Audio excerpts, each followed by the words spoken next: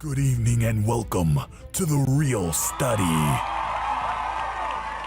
with your hosts, MrSniDBitS. So like two teams with that movie, it seems like either people love it or they hate it. Okay, I do too. I do too. Yeah. BlackGirlMarvel. I cried laughing. That was hilarious. Tylermakesfilms. It's meant for us to kind of contemplate. Like, I don't think his response to me is completely appropriate. Like, it makes sense that he would react that way. Allthemoviethings. I think the thing why I enjoyed it more too was the fact that we were going to talk about it from this perspective. The pre-review with Biggie. The pre-review is where I tell you about upcoming movies coming to movie theaters and beyond. And me, the Real Study movie voice guy. I probably would have been in love with this movie as well if I had watched it earlier, like when it came out, or maybe right after. Let's go to the poster wall.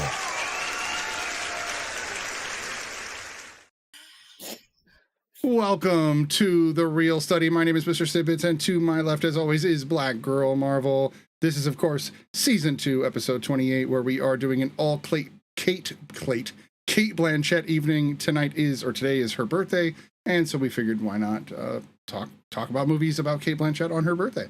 Not that she'll be tuning in, but you're always welcome to, Kate. We are here for you to listen. She might tune in later. You never know. You never know. Yeah? She'll see her name pop up and be like, oh, happy birthday. It is her birthday. You know this. Right. You know what I mean? It is her birthday. You know, she's busy. She'll tune in later. Let's hope so. In the meantime, we, of course, have our quick announcement from BlackGirlMarvel about social media. Oh, what up, everybody? So this is what I need everybody to do. I need everybody to follow us on all social media. That's Twitter, that's Instagram, that's TikTok. Get our numbers up because, we got things to say out here. And to all of those that are in the car, just driving or just listening while you're just cleaning up or stuff like that, you can follow us on YouTube as well so you can see our beautiful faces talk about these movies. Some movies we love, some movies we don't love, and we do not shy away from it because we are called The Real Study. Even though it's about movies, but we are real in our justifications and our comments and what we have to say. We respect all, but we tell the truth around these parts. And if you want to join in on the conversation, maybe request a movie or a TV show or something for us to do, you can join our Discord. All the links will be prevalent there at the little YouTube bar. When you hit more, you'll see all the links and everything. Come join us on Discord. We play games. We have deep discussions. Our own Lieutenant Commander Ray here is the Star Trek board queen. She knows all. She knows all there is to know. And honestly, she discovers more and more every day. She has no problem in the discovery of it 100%. As well. I like how you said discovery. That's very I know nice. Y'all feel me. I'll try it. Right? That was very Tyler. But also, we are I always like to say this about myself, but I think as a collective, we are a fan of fandoms. We do not gatekeep. We enjoy all fandoms. So if you want to talk Star Trek, if you want to talk Doctor Who, if you want to talk Marvel, DC, if you want to go back to some old school films that maybe some people doesn't know, I'm pretty sure Snitty has heard or has seen of them because he gives us a lot of great selections of some older films that we haven't really partaking in. When you're the old man on the panel, it tends to happen. And he's barely the oldest man that we've encountered. So barely the oldest man. But again, we implore you all to become a real student, not today, but yesterday. So catch up. Please do. And speaking of older men, there are also 3 brown-haired men that Cate Blanchett is in these movies with. And of course, that was the other half of this is, if you look, you're like, oh, the brown-haired man. Okay, yeah. And so, we'll talk about those guys, but they're not the focus. They're kind of the aside, Not that we can avoid it in either of the first 2 films. But, especially since Cate Blanchett won an award and Leo ain't win nothing. I was like, dang. She won multiple for her role, but he didn't. I was like, wowza. Okay. So we are going to be going over The Aviator, which is, of course, a Martin Scorsese film. This was one of the early Scorsese-Leo, cooperations, and this is kind of set the tone for their careers since then. The Curious Case of Benjamin Button, which is a David Fincher film, and unlike any other David Fincher film. And then Knight of Cups. Ooh! We'll get into that soon. We're probably going to do this in a weird order. I think we'll take Knight of Cups first, and then we'll leave the other 2 for last. That's not normal, but we really do want to do it that way this time. We base it on how we feel about the films. But anyway, that said, of course, we do have the real news. We'll be right back. now it's time for the real news. And we are here to do the real news. And apparently a lot of things have happened since the last time we were on the air. Of course, we have the writer's strike that occurred, which is a huge deal. And that, of course, has been going on since the first. Stop. I wish they would just stop doing this to writers, because without writers, you don't have anything. You don't 100%. have anything. You don't have ideas. You don't have a script. You don't have a treatment. You don't have words to give to the actors to say, and you don't have anything. Give writers what they deserve in all mediums, whether it's print, whether 100%. it's streaming, whether it's give them their money. Agreed. 100%. And we are completely on board and do not want to encourage any scabs or anybody crossing that line. Annoying. It's so annoying. How many times have they striked because Hollywood has not? What, in the last 50 years, I think this is the third time. Right. And the thing of it is, they shouldn't have to strike every 10 to 15 years because you refuse to pay them a living wage.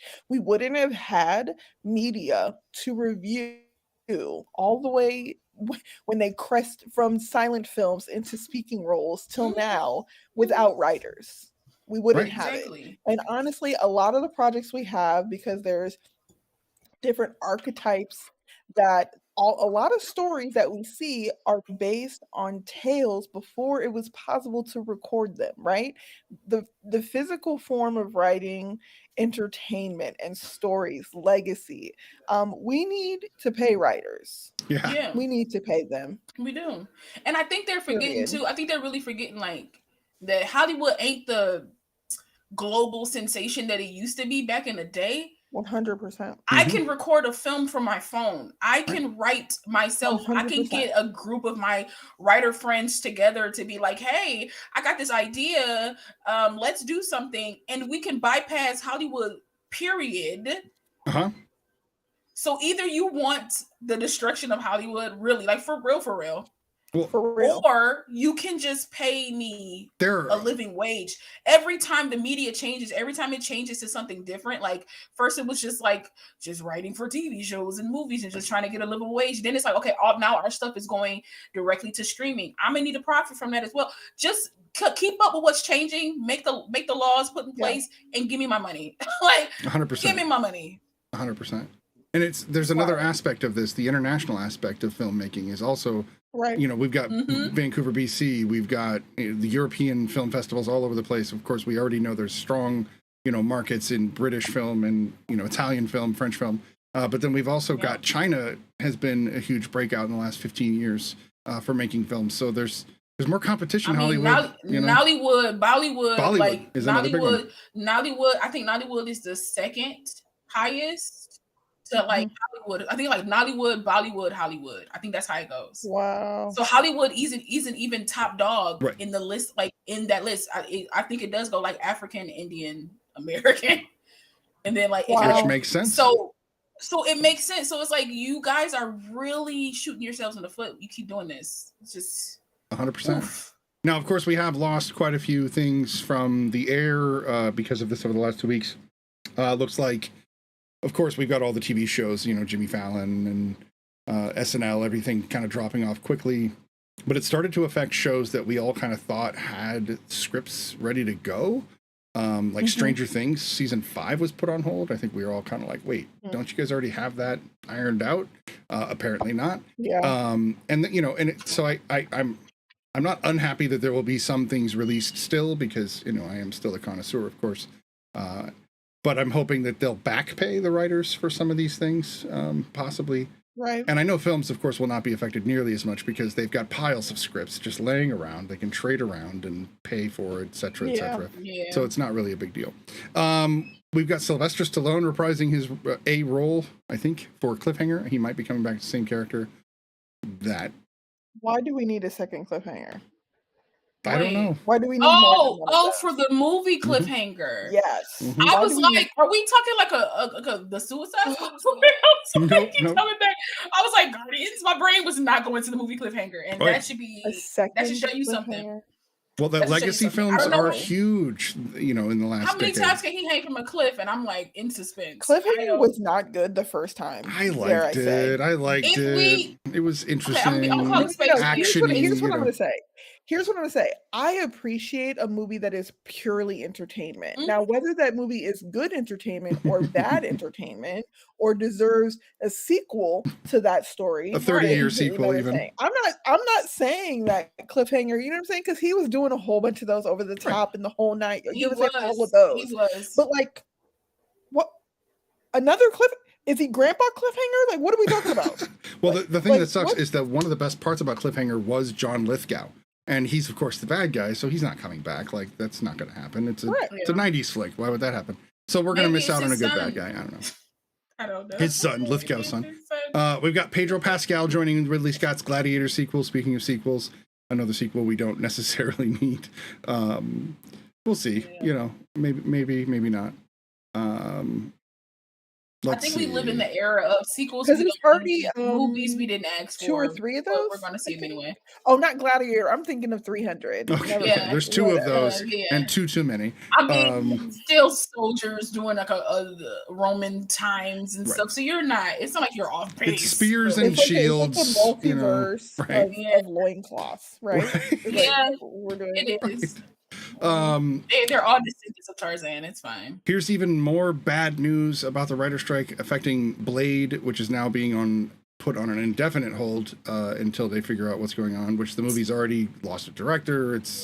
Black man ain't getting a break in 2023. Boy, We've got it's been heavy. The Community movie is delayed. I know that we are totally behind the writers, but this is one, of course, as fans of Community. I'm hurt. I love Community. Right? I've been waiting for this movie. Yeah. But I get it too. Well. Right. This is what Hollywood gets as a group, So, but I've been pushing for like 6 seasons in a movie, man. I've been 6 seasons in a movie, Lala. I agree. I've been pushing for it, man. So we've got Tom Hiddleston and Mark Hamill to star in a Stephen King adaptation of, what does it say? It doesn't say. It's just an adaptation. Okay, just an adaptation. I saw something about The Life of Chuck. Okay, it's The Life of Chuck. Interesting. So okay. We'll see. I don't know, Stephen. Daredevil put on hold. Oh no. That hurts me as well.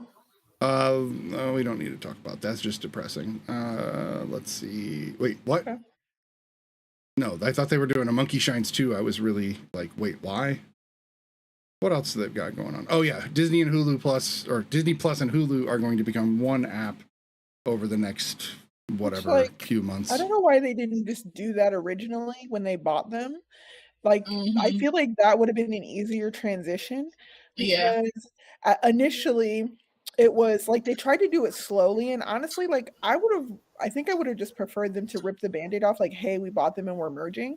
The end. In 2 months there will be a new app, because it's not like they don't have platforms already kind of in the works, like for future updates. It was money. It was money. Right. It was just money. It was like either people already had Hulu, so all they did was buy Disney Plus, or they were like, I don't have either, so I could do a bundle and get ESPN with it. Right. So they made their thing, like their extra money. To the bundle and saved like $6 a month. Mm-hmm. And you don't even watch the ESPN, I'm assuming.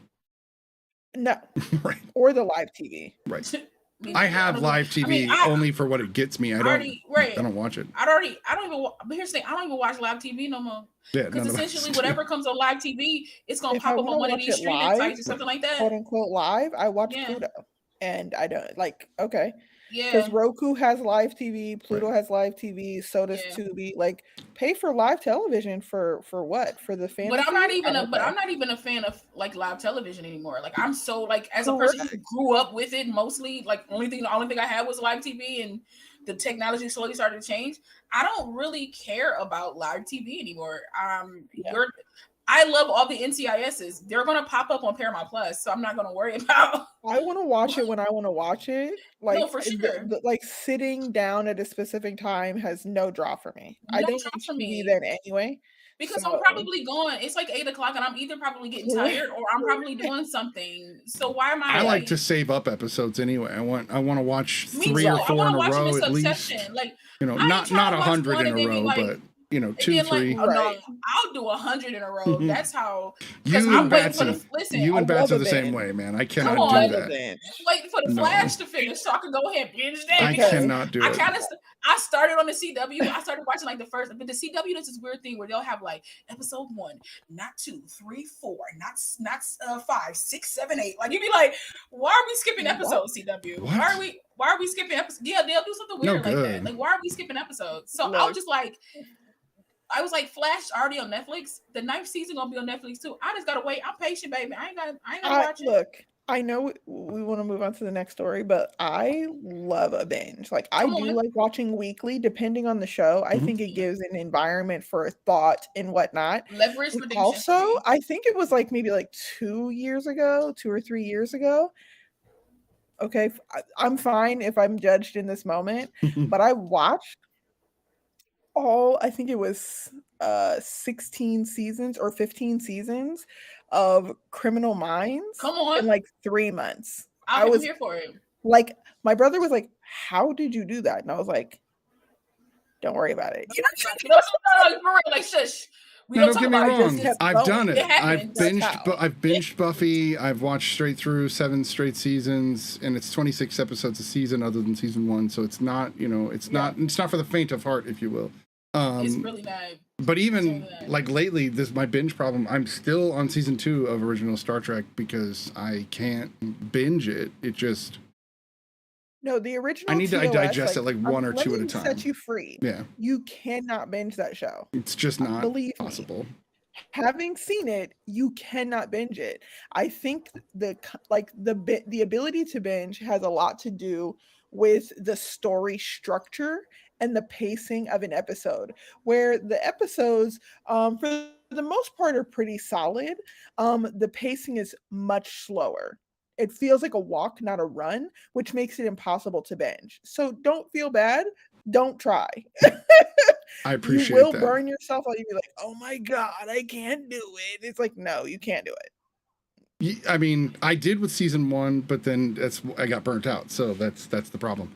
Okay, Yeah. so Can I just throw in real quick? For just so Ray knows that she is not alone, and this is solidarity at its finest. Also, if you guys hear like a gurgling noise, that's literally my computer. It's like really, we can it's like hear it. if you can hear it. I'm just saying if you can I can't hear it, but I'm Okay. worried about your computer if it's making a gurgling noise. It's an all-in-one computer, so it's So it it's- gurgles? it because it's like it's a lot of processes. I have Yeah. it's slow. My so work it's just like computer used to be an all-in-one. it's chugging along. Real Yeah. hard. It's chugging along. And it's not even that old, but it's chugging along. But what I wanted to say was just so Ray knows that you're not alone, my friend. I watch I love NCIS, like I said. I love like the original NCIS. Yes. It's my favorite. And Yes. obsessed with it. And then new seasons are coming out. And when you love something, you kind of leave it for a while because you're like, ooh, I'm burnt out. Yeah. I didn't watch. Oh my god! So you dip out. I dipped out for too long. I was like 2 years. Oh no! So you just start over? Of like, Same. so didn't have to start over because Netflix always comes in clutch. So I was able to figure out where I left off at. But then I was like, oh my god, new episodes. So I binged 2.5, maybe 3 years worth of NCIS in like a few months. Yeah, I was watching like 4 or 5 the episodes. beginning a of day. season 18, which was during the pandemic, and so Yeah. it was a few episodes, and then it was off for like a couple months, and then a few. I was like, I can't do it, so I have to start back over with season 18. Yeah, I started right where what's that what's her name? Ziva came back or something like that. Like Ziva came Oh back. yeah, season. So I was 18. like, so I was like, that's what I remember. I remember her coming back. So I was like, I'm gonna go back to the previous season, watch that, and then continue. Then I finally caught up. I was like, I felt proud of myself when like Paramount Plus was like, it was like new episodes on Monday, and I was like, well, I'm at the end. I was like, okay. I was like, The only show that I'm caught up on right now is Young Sheldon. That's the only show that I'm caught up on. Well, no, Strange New Worlds. I'm caught up on that too. So I'm waiting for season 2. Woo! Can't wait for that. June 15th. Right? Yes. Yeah, I got to see more Pike. He's becoming my favorite captain slowly. Anson's great. He really is. Yeah. All right, that said, there's a couple more little things here, and then we're going to get into these movies. But the next one was we've got Beetlejuice 2 has obviously been thoroughly confirmed. I don't think we talked about that last time. They said they have an official date or something. Right, there's an official date, and Willem Dafoe was just added to the cast. Can never go wrong with Willem Dafoe. Willem said, "I'm out here acting, baby." Right. And then here's a little bit more Fast and the Furious news since we talked about it last time.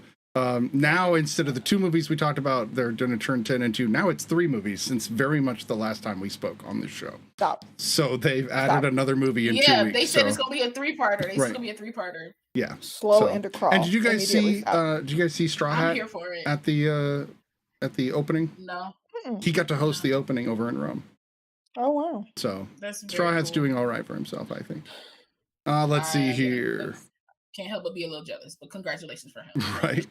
I'm just being very honest right now. I'm not going to say I don't. I'm the same way. Hey, Ron Howard is going to be making a movie about the creation of Origin of Species. So it's basically a Darwin biopic, it sounds like.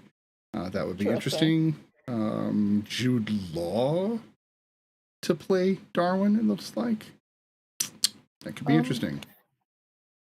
Okay. Well, I feel like he's too attractive, but he's picked some strange characters recently in the last few years. Yeah. I just don't I think think he's a really good actor. I think that he's at like a weird point in his career where he's kind of just doing anything or kind of doing whatever he wants, and I don't know if they all show his talent. I was bored with him. He's in the Aviator and he's like in and out. Captain Marvel. Right. I think they all show like Errol Flynn of all characters. Listen, we'll get there. I just said that's a deep cut. If I never, but okay. I feel like they only show a touch of what he can do. I think all his roles. There is like one scene where you're like, Jude Law, and then the rest of them you're kind of like, okay, he did a thing. He's got one of those careers like Brad Pitt, where I think after a while they just stopped caring that he could act. Because if you think about like the beginning of his career, like I thought he was really good in The Holiday, and I thought he was really good. What was it, The Talented Mr. Ripley or something like? I know he's good in Gattaca I thought he was fantastic in Gattaca, but like then they were just like, oh, but he's so handsome. It's like, yes, but like, can we please focus on the talent? Like their face only is their gateway. I really believe that like we think about the appearance of actors, but their appearance isn't doing the acting. They are. So let's focus on that. You can have a pretty face, but if they can't act, it's like, what are we doing? Because this is gonna sound so messed up, and I might meet her in the future or something. It's the pushing of Brooklyn, but it's one of those things you were saying. It's the pushing of Brooklyn Decker, and also it's kind of like the pushing of Anna de Armas to me, just a little bit. 100%. They are trying to make her so big. Because like, they're trying so hard. She's ridiculously beautiful. She is beautiful. She is out. And she's cute and she's fun. Like right? she's great. She's so cute. And she in interviews, I love her. I think she's funny. I think she has a great personality. But baby, that it's not giving what it needs to give. No. I mean, it's not. It worked in Knives Out. Sometimes that will work for her. It worked for because it was a very like meek. She was supposed. It works in Blade Runner, right? But that's the same character almost. Like you know what I mean. So it was because ooh baby. That's all I'm saying. Like, ooh, to me, it's the same effect of like Jennifer Lawrence. Even though Jennifer Lawrence to me is a touch.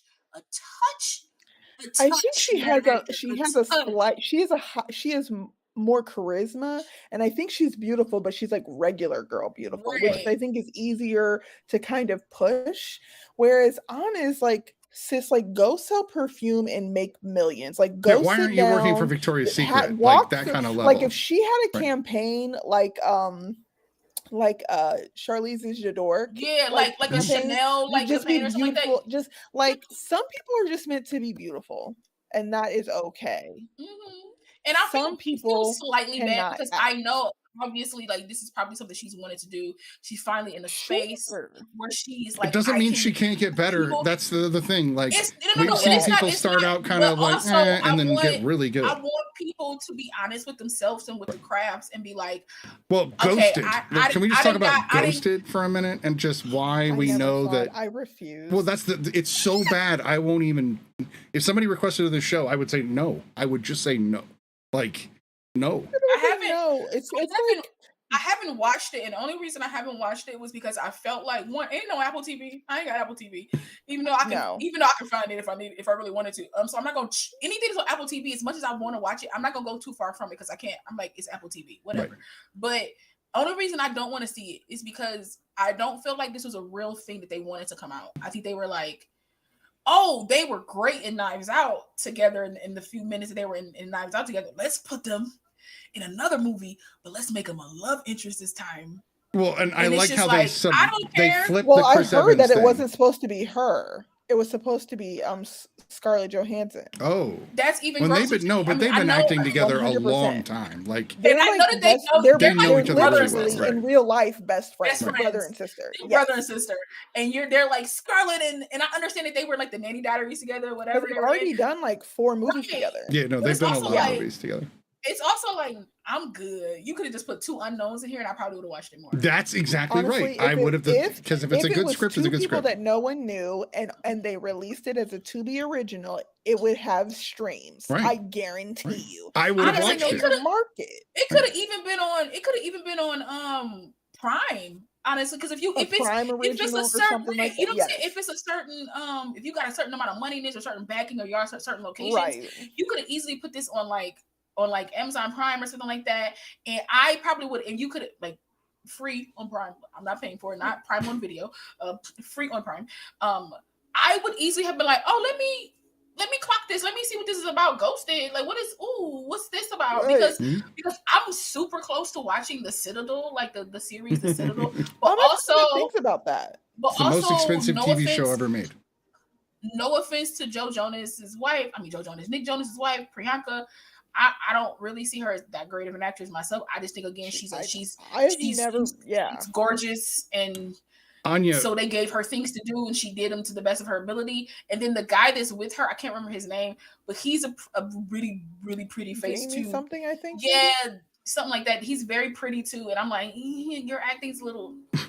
He was in the famous because of the Outlander, I think is what it's oh, called. okay, yeah, I know that one. Okay, yeah. Aina mentioned The Gray Man, Which is my with mom's favorite show. Chris Evans and Oh, Ana de Armas, and Ana de that probably Armas, made me yeah. feel like they weren't that great in that. So why do I care about them as other? I don't know. yeah. It's All again, right. it's like, you know. Also, I wanted to say, it's while you guys were talking. When we were talking about, We're Fast filling and Night Furious- of Cups time right now. By the way, that's what we're really No, doing. for sure, and that's fine because I have barely anything to say. So please let me go first. I'm sorry, but I do. When we talk about Fast and Furious, Aina said, "Fasten your seatbelts." Oh, I love it. I didn't catch that. I thought it was great. That's I was amazing. like, I love her for it. It was great. Tyler would have been so proud. He would have been like, yes. I think Yep. you would have. All right. So that said, we're going to move from the news Yep. back over to movies. We have the first movie we're going to do tonight is actually Night of Cups. And this movie is interesting.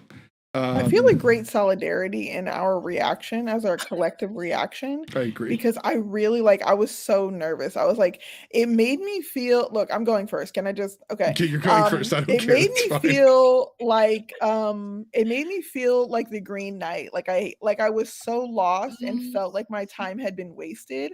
And like that's no shade to like people who love the Green Knight. Like do your thing, babe. No, for sure. At least it was stunning. This movie was. I kid you not. As I was sitting here, look, I'm gonna just read the four notes that I took. That's okay? not very many.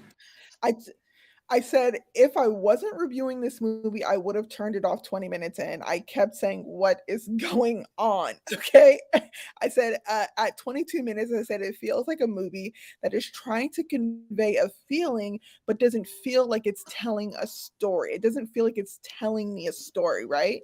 Like I get the feeling of chaos and kind of like lost. Like it felt like an emotion. I can't really identify which emotion, but it just felt like heavy breathing. Like if a movie can feel like heavy breathing, that's what this felt like. I said it looks like when they went to it looked like what, Skid Row? Like that lookoked like real homeless people. Like I was so confused. Like, did you put real homeless people in this I think that movie? was the real pee from that guy laying on the sidewalk. I said, oh, the last note I said, women, let alone naked women, are not props. Set pieces in this film for me. is what I've said. I said the objectification of women in this movie is, I can't. We're gonna get into that because I Did looked this Christian up. have any real lines in this? It was just all narration. It was all narration. Like a 2-hour movie with only narration. I was just like, I don't want to do this anymore. And like the audio got synced up like 4 times, maybe 4 total times. That's all I had to say. Yeah. I don't like it. Lala, what did you think of Night of Cups? Okay, so she fell asleep. Oh, La multiple fell asleep? times. Okay, La fell asleep. I thought you were talking about Ray. I'm like, no, I'm talking myself in the third person. She fell asleep multiple times. So I don't remember what happened in the middle, and I don't know what happened at the end. I barely remember the beginning. Sleep or don't sleep, this movie has the same ending. Like it doesn't. I'm sure it does. I woke up and Tar was playing. I was like, this don't look like the same movie. So just real quick, at the very end, for the last like 10 minutes, there's not even any more narration. It's just sweeping shots and a baby crawling by a pool and like. So I was so nervous that baby. Me too. I was so nervous. I was so worried. No, Aina, multiple times. Okay, so because I really was trying to stay up and watch this film. I was like, I would sleep, and then I was like, no, you got to watch the film. And I was like, I watched it. It was a lazy eye, and I was like, night. It was the first movie I watched because I was like, I haven't seen it, and it was the shortest. And as I watched it, I was like, I'm glad I watched it. Okay, look, I watched all 3 movies today because my weekend has kind of went like very. I took my mom to a double feature yesterday, so by the time we got home, I was like, I'm gonna watch one more. I'm gonna watch one of the movies today, and 8 I was like, hours of movies in one day. That's normal for Laura. That's normal for Laura. It is kind of normal for me though, but thank you. I do it a lot too. I watch it on Saturday and Sunday. I saved this movie because like what I usually do is I watch 1 on Saturday and I'll watch the 2 on Sunday when I wake up. Yep. Wow. But because my Saturday was a heavy day, that never happened. I will say this. I remember the things that I do remember from this film I don't like. So I don't like narration throughout the whole movie. And if you're going to do narration throughout the whole movie, kind of like a Benjamin Button, you got to make it worth it. Right. Correct. Okay. Because I thought about it when I watched this, I was like, Benjamin Button narrated through the whole thing, and I really didn't care.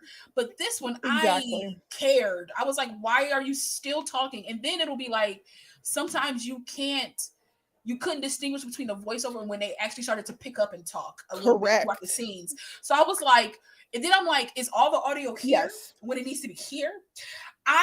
And then it was just like trash. Sound mixing was trash. And then I'm like, okay, it's just scenes. It's just scenes of people doing things and you being like, the dawn is always brightest. It needs to be a better day among us too. Yeah. I'm like, what are these words? I'm like, what are these words? I have one word to describe this film. If you're ready. Oh, give it. Pretentious. Yup. For sure. I told my bestie this. I said, listen, this movie stylistically it was interesting because I don't really see anything like this. So stylistically it was interesting. Yeah. But I was like, it's trying too hard to be like artsy and it's losing me. Mm-hmm. I'm lost. I wasn't this lost watching the Imaginarium of Dr. Parnassus. And that was a crazy movie. And I'm like, what? Yeah, the fact that I fell asleep multiple times, usually I do get tired if I fall asleep on a movie, but that's bad. Right. If I fall asleep on a movie, 9 times out of 10, I know it's like, dang, I'm tired. I need to go to sleep. And I am tired. But Aviator and Benjamin Button was dang near 3 hours apiece.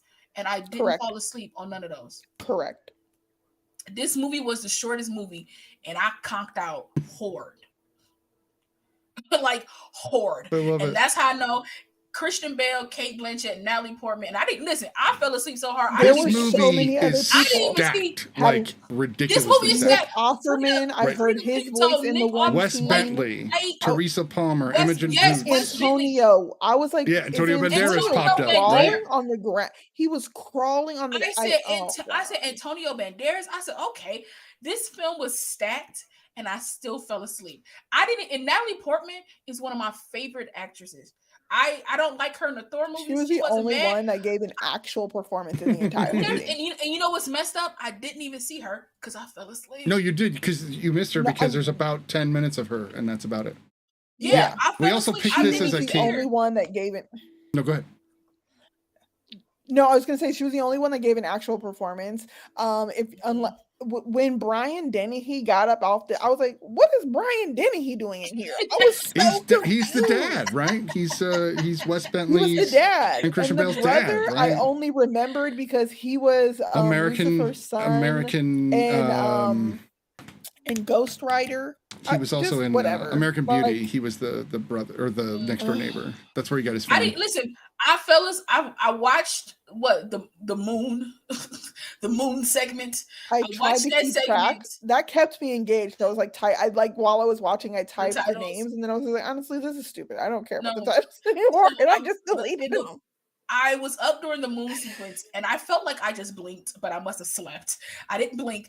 I slept. And when I woke up, it was like the high priestess. I went to Wikipedia. I was like, how many chapters did I miss? And I missed There was like 6. Yeah. I there missed was like like 6 two of them. By chapters. the Well, time and they're we all got to, tarot like, cards. I was Every like, one of okay. those is a tarot Yeah, card. they're all Right, tarot cards. right. Yeah. But here's the thing though, too, like, how would you know? Well, They- How okay, would you so know? I didn't know. here we In go. the film? So I had the same kind of impression that both of Well, you the did. reason I Like knew is because I almost looked it up on Wikipedia. I literally did the same thing. When the movie was over, I was like, I have to look up what this movie is even about because I had inklings. I had inklings because it takes place in LA. If you know the LA landscape pretty well, most of the film is in LA. For whatever reason, they go to St. Louis for a second. I thought that was odd. They do go to Vegas for a little bit, but they go to like Huntington Beach. They go downtown Vegas or LA. They go up into Beverly Hills, etc. So if you know the area, you can tell they just filmed this in LA. And considering most of these actors live there, I'm assuming they were just like, we're going to be filming a movie at this party, just talk in the background. And that's probably where they got most of the actors to be in the film.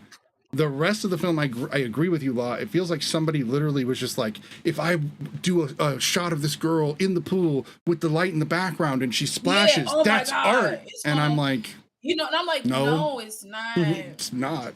It's not. I mean, it is. Terrible. It is to some people. Some people think this movie is brilliant and it's an instant classic. I read that. But I think it's people that think that high art is the only art, and I get really kind of disturbed by it. Okay. So there was the inkling I got was that this was a commentary on Hollywood, right? That's what I was getting from it. And when I went and looked it up, that's Okay. essentially what it is. So it's a commentary on Hollywood. And if you didn't pick up on this, Christian Bale is a screenwriter. Did you know that? Because they don't say that in the movie ever. No, I thought he was like an agent, like a movie, Right. like a modeling agent or But something. you did is get what I that he was assuming. I'm like, something, right, in that industry. I assumed he had some job, but I didn't get script writer. So he's a or screenwriter. I did not get that. Him and his It's brother the are having only problems. Him and his dad and his brother have problems. The only reason you know that is because there's a one scene where he's like with writers. Right. The only way you could possibly get that connection. I remember that waking up out of a haze. I was like, he was in a room with a bunch of writers, and they were like, he was like, well, can I just make it a dramatic one? Can I just make it like? I remember him saying that, but that doesn't mean he was the writer. I don't know. He was in but Christian Bale didn't even say that. He was just in a room full of writers, and that's the only inkling you get. And he's not even, he's like barely paying attention. He's kind of like walking around in a zone. So like, he doesn't even put into the talk, to the conversation that's happening. So like, there's only a slight inkling, but you wouldn't even grasp that Christian Bale, the actor was a writer in this film. Like, you wouldn't know. I think what would have saved this film is if they had some of that dialogue. Let us explore a story. Let us hear this character. Let me understand him a little bit more. Let me hear from him even, rather than this kind of overarching, ethereal style narration where it's, I get what they were trying, but to your point, Ray, about the nudity, because there's a ton of it, more than maybe more modern films. I think it's weird because it's a commentary on how there's too much nudity in Hollywood. Is that what was supposed to be happening?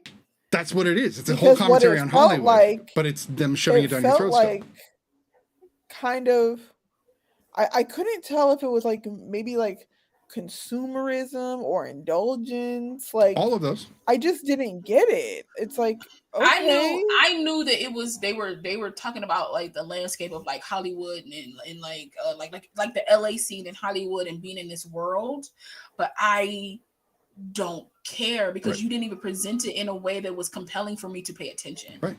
Correct. No, it was just an art house film. It was like, let's take a bunch of shots. It was kind of like the beginning of like Babylon, like the movie Babylon. They were like, how can we make Babylon? How can we make this better? Babylon. Like, so we'll just do a whole thing where it's like orgies and stuff. A whole bunch of stuff. According to IMDb, even though there was a script, it was mostly improvised. That's worse. That's worse. This was There was a script, but it was mostly. So they just follow these people around with cameras and just walk. But this is what I don't like. This is what I don't like about that. It's not improvising is not easy. Right. That's why there's people that teach you how to improvise. And if you're going to take a group of actors, and I know normally when you do acting training, they do kind of like tell you like you have to do improv training as well. But everybody don't do it, and I can normally tell when like if it's good or not because I done improv. I was in a troupe, done it for years. This was ugly. I don't care about any of this. Only person I actually kind of liked was Frida Pinto's character because she's the only one that I remember mainly in my mind, and not just like her dancing on the beach because it was just a pretty scene. Like she didn't do anything for me as a character, but I just thought the way it was shot and she was just kind of like dancing, the shape she was making, I enjoyed that much. But other than that, I was like, I don't know. She said I like the shape she was making. You know what the most consistent thought I had in this movie was Christian's character, his name was Rick. I just kept thinking he probably stinks. You know what I mean? I agree. I just kept thinking he probably is musty. Like he just gave me the feeling. I bet it's everything. I bet he dirty. I bet he musty. I just couldn't tell if it was like quickly.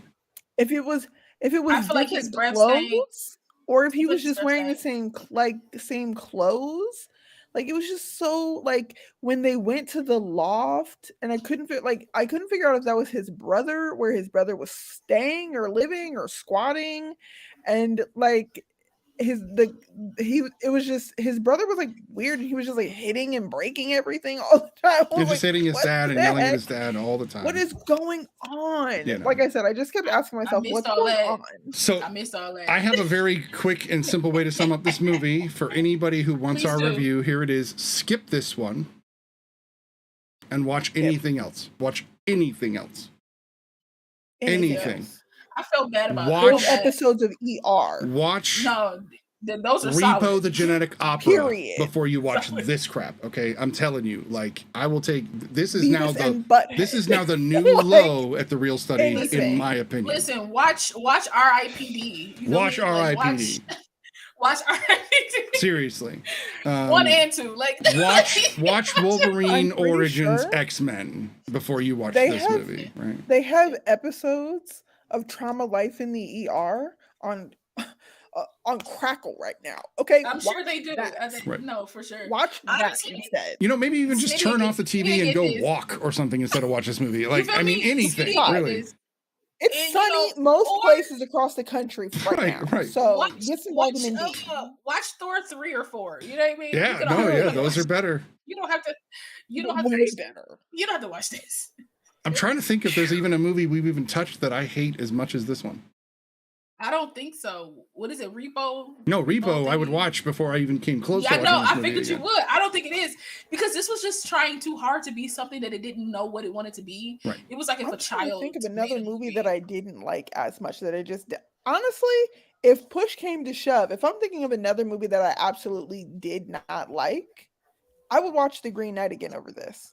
Yeah. And I did not like that. Honestly, I liked parts of the Green Knight. I kind of slightly remember Parts were interesting. Parts were interesting. The whole thing wasn't. But gun to my head, I'll watch the Green Knight before I watch Night of Cups. Like I said, at least that was stunning.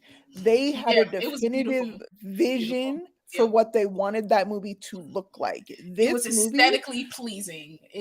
This movie felt like B-roll. It felt like an entire movie of B-roll. It did. And that I just was like, ooh. Film student like film. This was the first film student's film. Film student. That's what it feels like. Yes, Robin Hood with Jamie Foxx. Watch that. We had Jamie are attracted to look at the Taron Egerton Jamie Foxx movie. I hated it. I would watch this. But the story, I enjoyed the story. Listen, I love campy stuff. To me, that movie was quite campy. It was just like training montages. Watch the core. It was.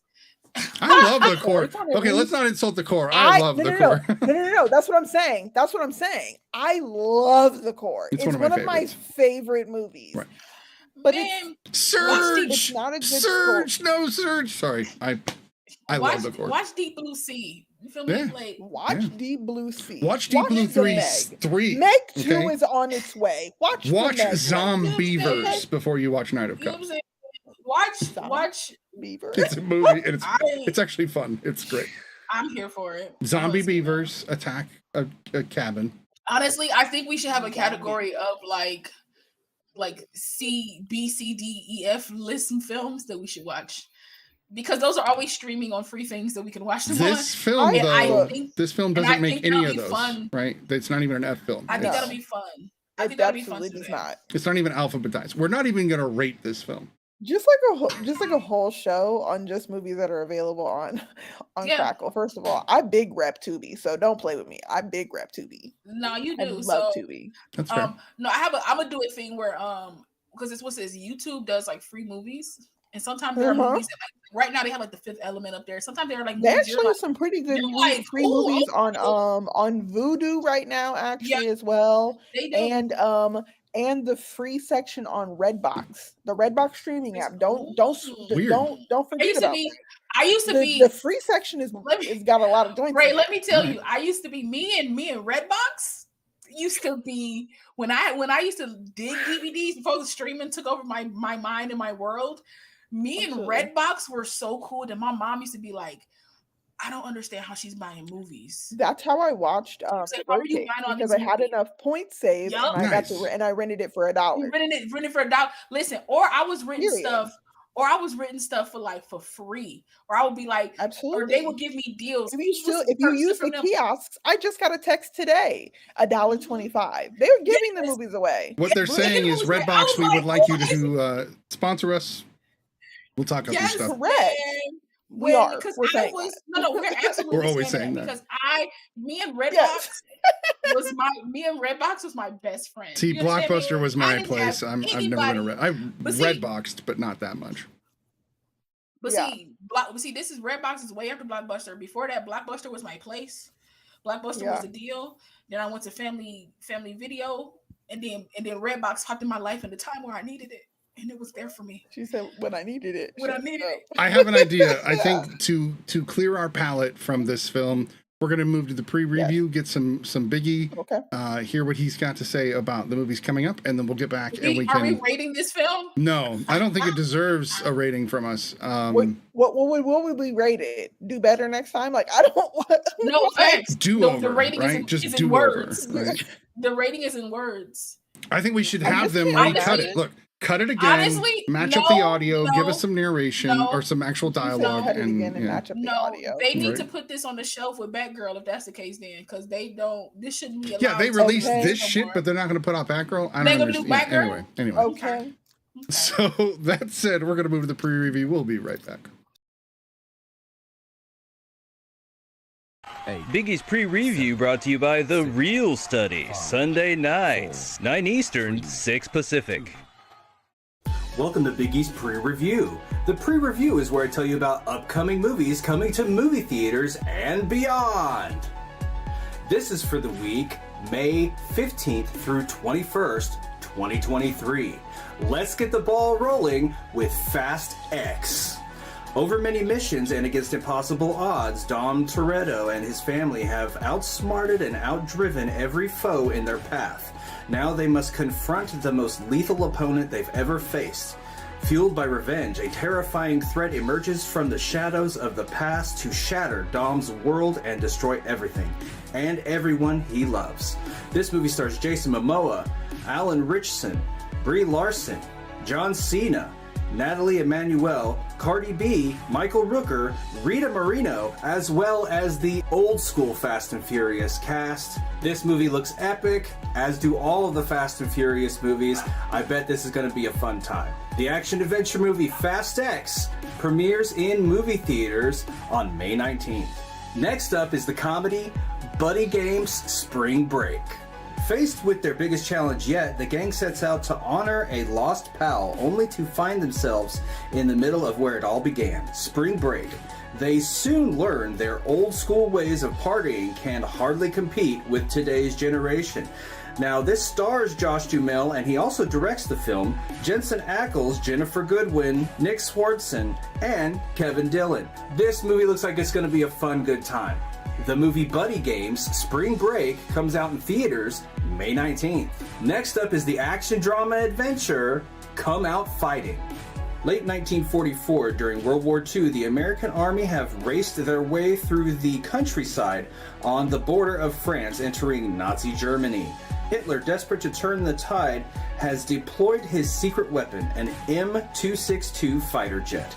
This movie stars Kellen Lutz, Tyrese Gibson, Dolph Lundgren, and Michael Jai White, amongst others. This movie looks like it's going to be action-packed, and I love World War II dramas. The movie Come Out Fighting has a limited release in movie theaters starting May 19th. Alright, next is going to be a fun remake of White Men Can't Jump. Two ballers, opposites who are seemingly miles apart, find out they might have more in common than they imagined possible. Now, this is a remake. The remake originally starred Wesley Snipes and Woody Harrelson. This movie stars Cinqua Walls, Jack Harlow, Lance Reddick, Larva Harrier, and Teyana Taylor. This movie looks like it's going to be just as fun as the original, and I can't wait to see it. The remake of White Men Can't Jump premieres on Hulu starting May 19th. Next on my list is the indie thriller Master Gardener. A meticulous horticulturist is devoted to tending the grounds of a beautiful estate owned by a wealthy dowager.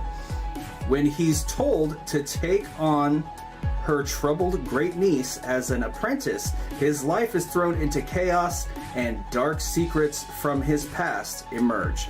This movie stars Quintessa Swindell, Joel Edgerton, Sigourney Weaver, Esai Morales, Rick Cosnett, and Kenneth Kent Bryan, to name a few. Now, this movie looks like it's going to be a hell of a thriller. Can't wait. Master Gardener has a limited release in movie theaters starting May 19th. And last on our list, but certainly not least, is the drama romance On Our Way.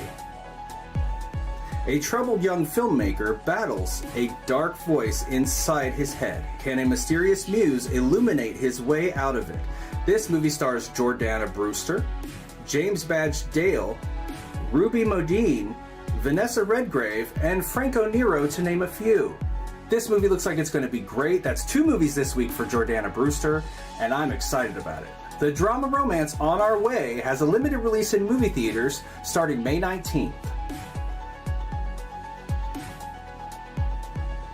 Well, that looks like it's all for the pre-review this week, and I hope to see you out there. And we are back from the pre-review. I always say that weird. With Biggie. With Biggie, thank you as always. Also, Redbox noticed that we did promote one of your films there. It looks like one of those films is a Redbox movie. Yeah, so new movies coming out. Always check those out. And Biggie will, of course, be with us through the rest of this season. And then, of course, we'll see who's doing the pre-review in season 3.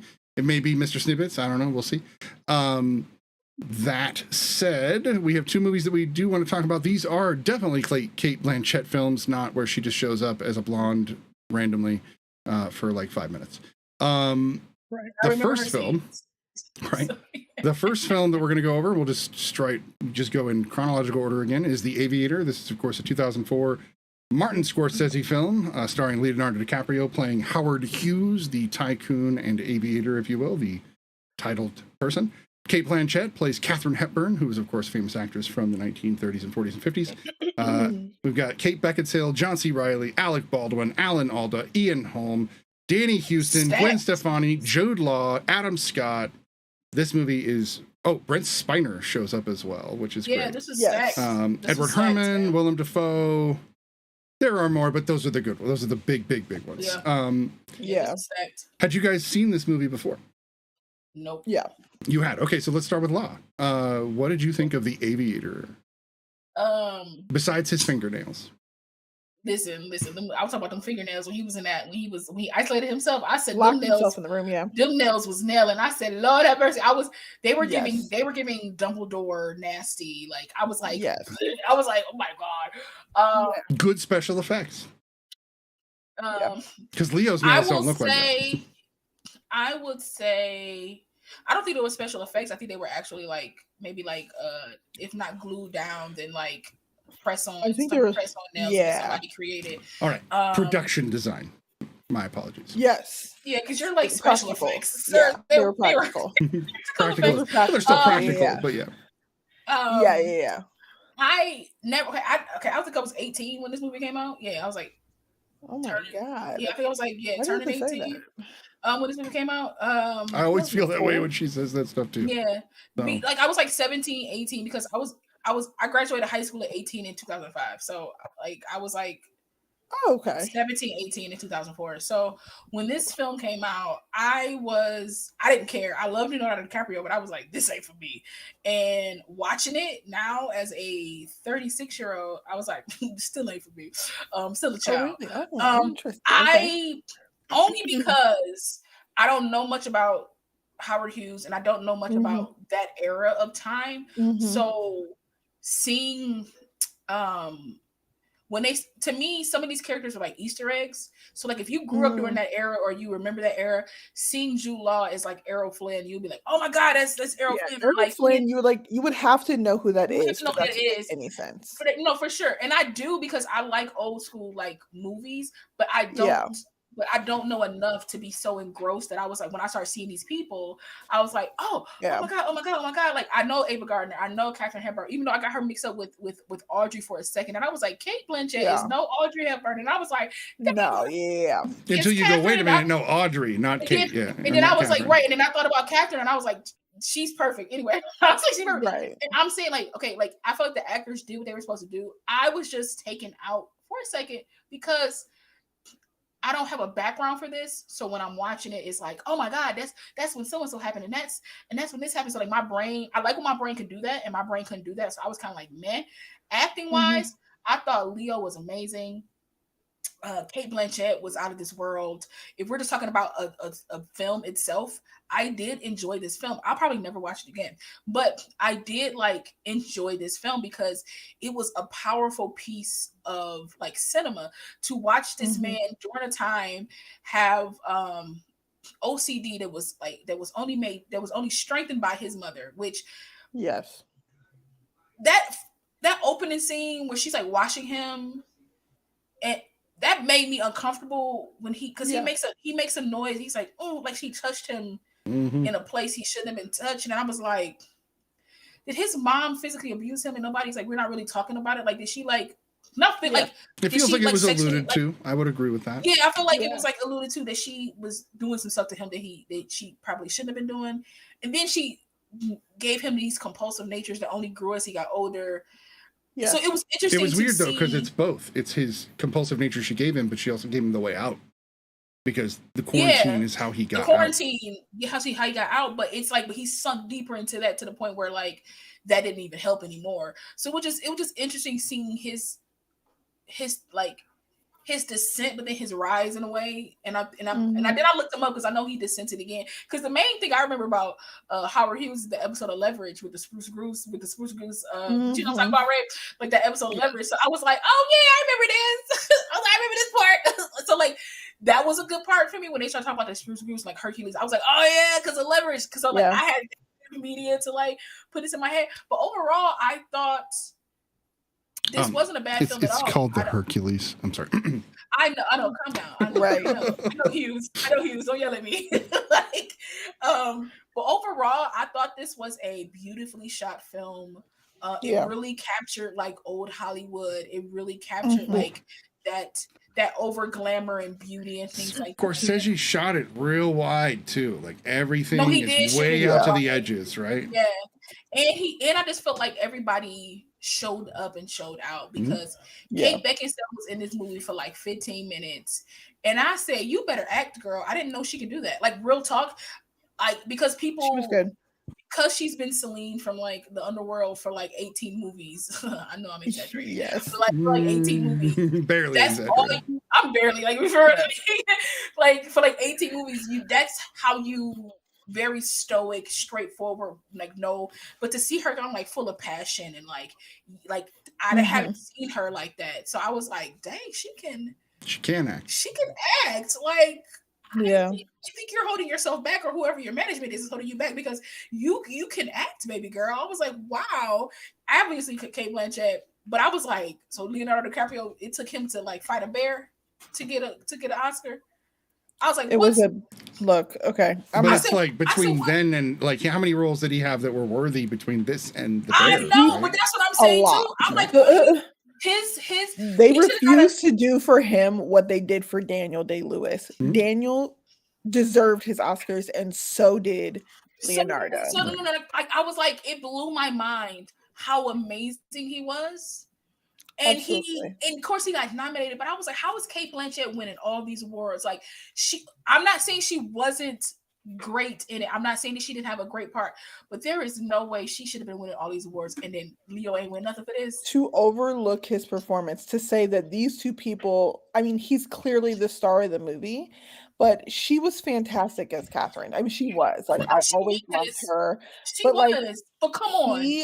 By the time he won for The Revenant, he should have had 4. If they were going to give him one for The Revenant, that should have been his 4th one. Right.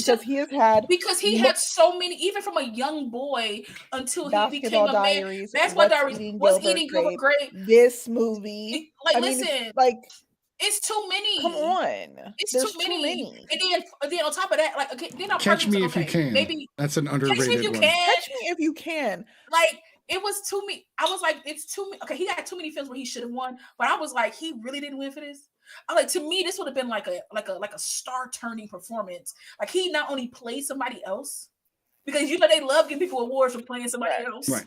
And not only did he play somebody else, but people who knew him, I'm pretty sure they were like, yo. People who knew him in the latter half of his life, who are still alive today, said that this movie was transformative. That they were like, that's wild to me. We weren't sure if he could do it, but that was Howard. And I'm glad they picked Leo when he was kind of skinny, because Howard was skinny. Leo now is too filled out. He wouldn't fit the role as well now. But it was a little weird. How was he could have 4? Right. Just chunky. Tall, yes, but he was skinny. He was so thin. Right. But my thing is, if Christian Bale can go from like psycho, that man has elastic fat. I don't know how he does it. He just like puts it in, sucks it out, puts it in, sucks it out. I feel like with the right trainers, Leo could smooth down too. He just living life. He doesn't want to. I'm just gonna eat. He's giving Italian genes. Like, his genetics are Italian. Yes. Okay, they call that's it. Because if you've seen his dad, he's turning into his father. Like, no, he is. Yeah, no, he is. I agree. So, Ray, you guys go ahead. What did you think? Was this your second viewing, third? What?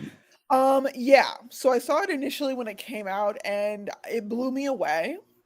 But it's obviously, I think I have different eyes now seeing it again, especially after watching Knight of Cups.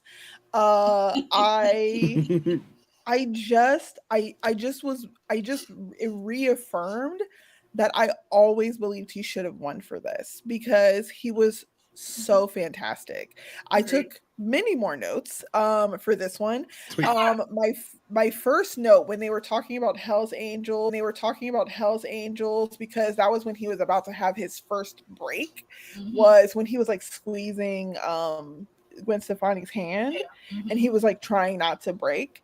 That it was the most expensive movie ever made, which was $4 million, and I calculated it.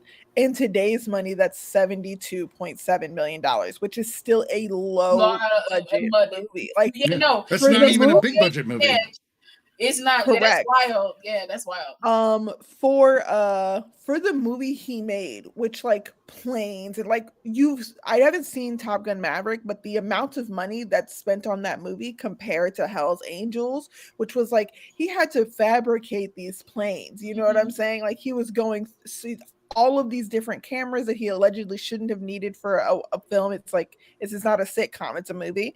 Like I right, because you can shoot a shot and then move and shoot a shot. Yes. Like that's kind of how movies are done, right? Exactly. 26 cameras, exactly. I said that the plane expo for the Hercules felt like the Stark Expo.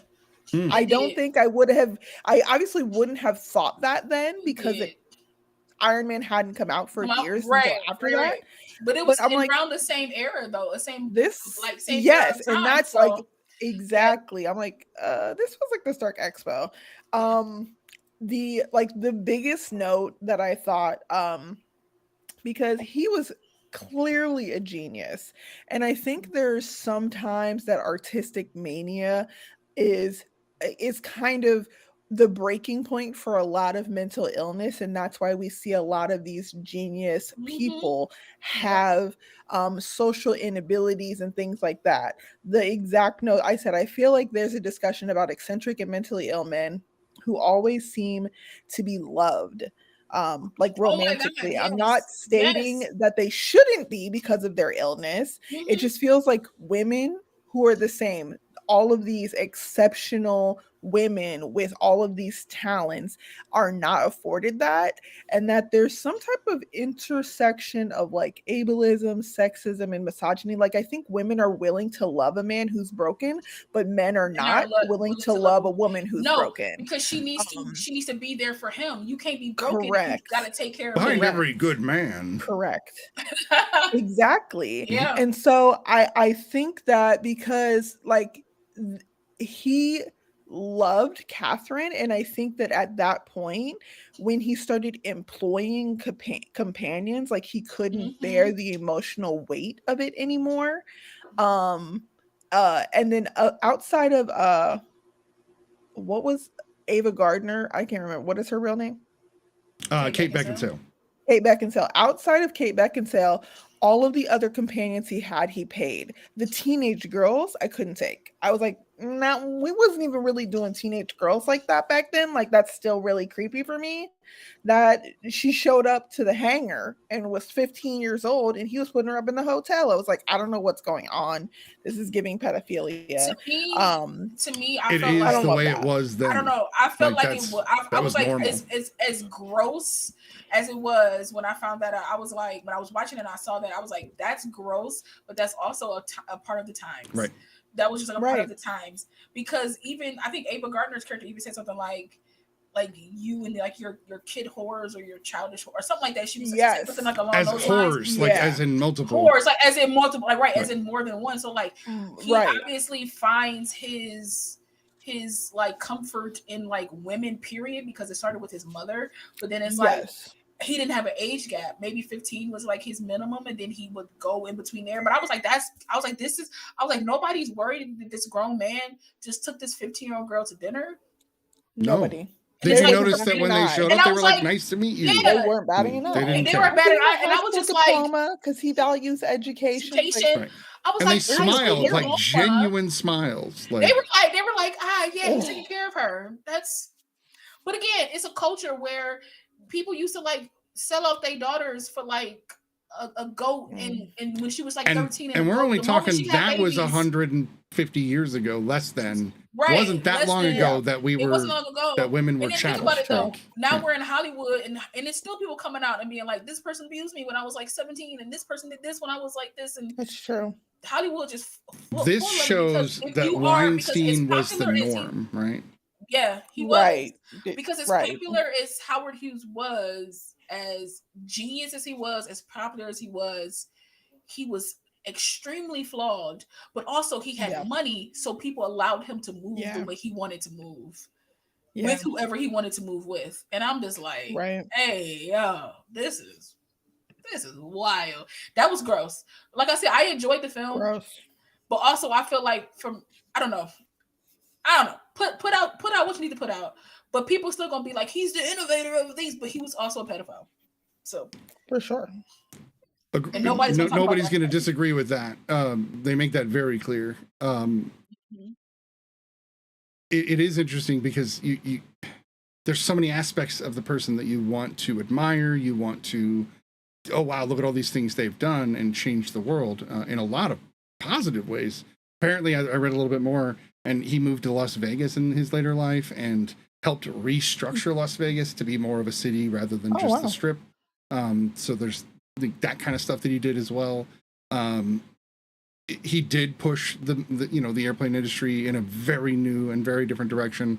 I don't think we would have rivetless planes. At least that's what the movie's insinuating, that we wouldn't have the flat rivets and all sorts of things.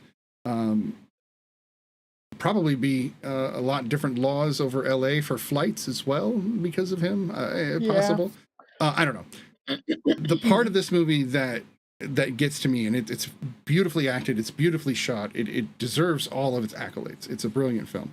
But watching Howard hit more home for me than I've ever had. I've always had anxiety and a bit of germaphobe, and I watched this movie when it came out, but I was always like, oh, that guy's gone really far. But since this movie came out, I've had a few moments where I was like, I don't like that I'm relating to this. I don't like that I understand him as much as I am. I don't want that. But at the same time, we're living in an era where I can say that here and not be judged like he would have been, and people were hiding him. And can seek help in a very different way now. Like there was no help for him then. Like they were like, you're weird. Like that's they thought he was an oddball. And that's crazy about the world, period, is that like things like this happen a lot where people write it off as people being crazy or mentally ill or things like that. And it's like, we just haven't caught up to like fixing or figuring out what this is to help people manage or even cure or whatever. Because if you think it's the same thing is happening now with a lot of things that are happening, like sexually wise, sexual orientation wise, things like that, that people are so quick to be like, no, you need to do it now. And then it's like years later, they're like, I shouldn't have done that. I should have waited until I was old enough to realize some things. And so like to have somebody that has this level of OCD was just, it was crazy. It's 2023 and you don't even see stuff like that in movies. Like how his affliction was like portrayed. Like he should have won an Oscar off of that alone. Like anytime he started to repeat stuff and he tried to stop himself because he knew he shouldn't have been saying it that many times, but he just couldn't stop himself from saying it. I felt bad for him. Like I was like, Leonardo DiCaprio was killing this role, man. I was like, he made me feel like he couldn't stop himself. It didn't feel like acting. Let's talk about his affliction and how it's actually his status as a rich tycoon that made us understand his affliction, not the affliction itself. So had it not been Howard Hughes, and there were plenty of people with OCD in the 1930s, we didn't hear about any of them because his status as a person is what made us notice his disease. And that, to me, says something a lot about this film and how it's showing this extravagance, but how it, in a weird way, brought attention to something that may never have gotten attention had it not been because of a rich person, which is a total commentary on our society and sad as hell and depressing as hell. But also that's why I feel like movies like this, or like even if you could use a celebrity in that type of way, you can show any type of affliction in a better light so people can like understand it. Mhm. Because it's 9 out of 10, nobody won't understand it if like your next door neighbor got something like this, because nobody know your next door neighbor. But if your next door neighbor was like Beyonce and she stuttered, people and she learned how to fix her stutter, people will pay attention to it. You know what I mean? There's How so many- many actors like that. Like specifically, let's just like for example, you're stuttering. Like it took a long time for James Earl Jones to speak on his stutter, and that the reason he spoke the way he did was because of his training. Right. Yeah. I mean, even Lou Gehrig, and the fact that this condition was so unknown, they named it after him and started all of this research. Michael J. Fox and Parkinson's and all of the work he's been doing for the last 30 years. And Parkinson's has been around before him, forever. But it took him to be like, yo, let's look a little deeper. Hey, you guys all love me. Let's do this, right? Let's get it done. Let's do this, right? So, absolutely. I was going to say Wilford Brimley, is a guy that's made us all understand the word diabetes, right? We all have heard that 1,000 times because of its celebrity trying to tell us about it. And we all joke about it, but we all understand what diabetes is now because of not many reasons, but Wilford Brimley is part of that. Diabetes. Diabetes. He always said it like that, right? That's such a staple commercial in my brain. It is, right? And then it is crazy because it's like my grandmother had diabetes, my dad had diabetes, and then like I know somebody now who has diabetes. So it's like I've been surrounded by diabetes my entire life. Well, you live in America. I know so much about it. Living in America means it's going to be around. It's I know for sure. It's our disease of all the countries. I think it's ours. We own it. I wonder if like we should just abandon America. Real talk. All Americans just go somewhere else and just try to live a better life. I claim Canada. I claim Canada. Just putting it out there. So no, I don't know. To be Canadian is so expensive. I think impossible. We should take our country back, but that's kind of an old school thought. I don't know. That's just me. I don't know how. I didn't say I had the answers. This would be the political study if I had the answers, right? It wouldn't be the real study.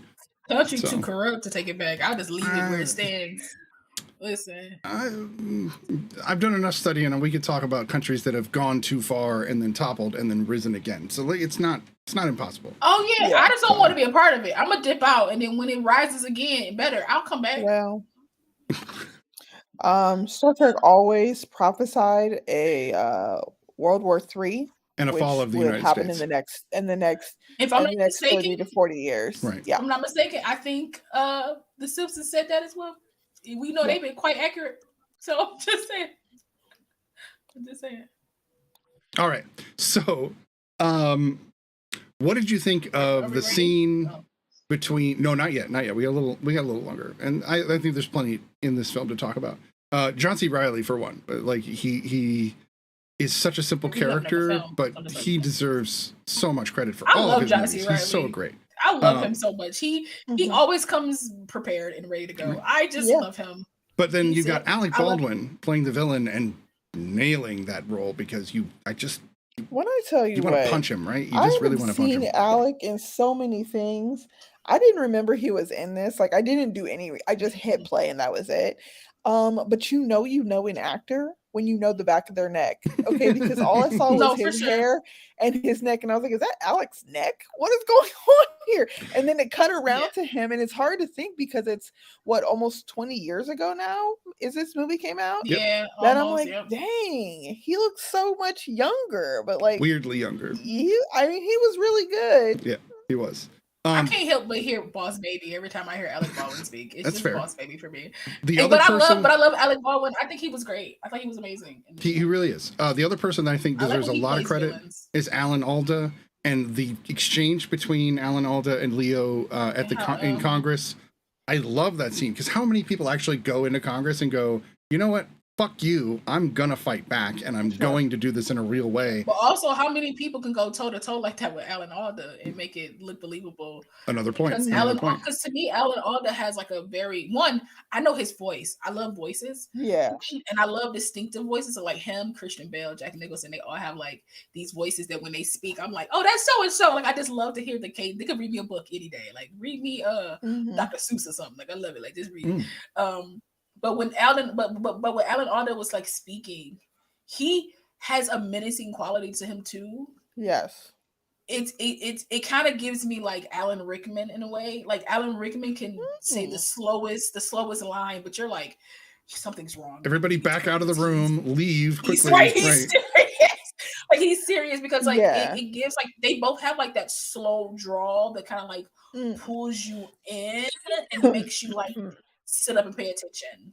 And whenever I see Alan Alda and stuff, I'm always like, oh, because like I'm rewatching The Blacklist and Alan Alda popped up and I was like, oh, I was like, okay, he a villain too. I love it. I was like, oh, Alan Alda. I was like, okay, but he also plays a sweet guy really, really well. He plays both sides really, really well. He does. Yeah. He does, but I prefer him being like a mean guy or a villain because it's just something about, I don't know, the way he holds his body, the way he holds himself. Yeah. See, I remember him from MASH. It's so great to watch. And he plays Hawkeye on MASH, and Hawkeye's the good guy. He's the protagonist. I loved him in MASH. So, but that's why I like him as a villain, because I feel like people put him in this good guy space because of MASH. Interesting. And then seeing him be something other than that, I dig seeing him as like a little darker. On that exact note, I just got told about a movie that has Tom Hanks playing a curmudgeon, which I was like, ooh, Tom Hanks playing a jerk. I think I know the name of it's the Otto it's new, movie, isn't it? Right? It's on Netflix. Yes, Man yes, Cave I called want to see that. Otto. I want to see that. And he plays a total dick, and I'm just like, yes, Tom Hanks playing a dick. Yeah. He's still transitioning. Like he's doing that his whole career, right? It's so good. I seen like a clip from it. I was like,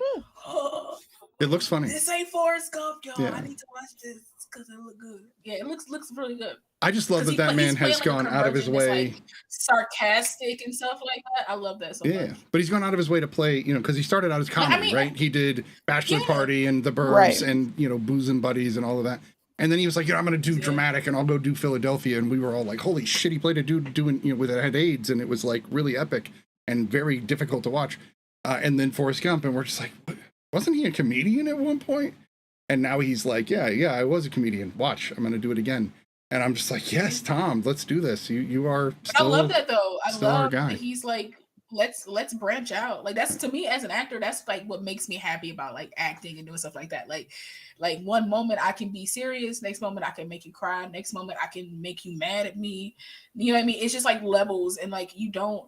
Somebody when their celebrity rises, it always irks me when celebrities get to a certain point and they just coast on like the thing that made them famous. And I'm just like, I'm sorry, I had something in my throat. And I'm just like, you're famous and you're rich and you have money and you're fine.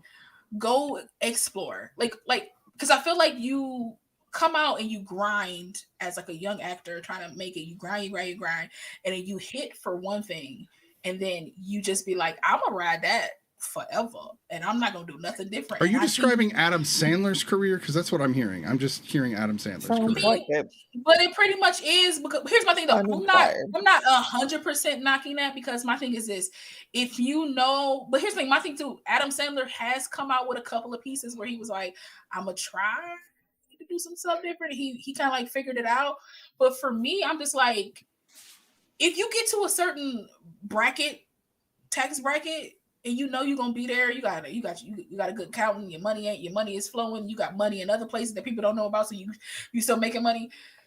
Don't forget why you got into acting, right? And that's why I feel like some of my favorite actors be forget why they got into this, or like and I'm not saying be taken advantage of or be abused or anything like that, but it's just like, go have some fun, man. Like don't sit here and complain about the state of the world if you're not willing to put in and try to.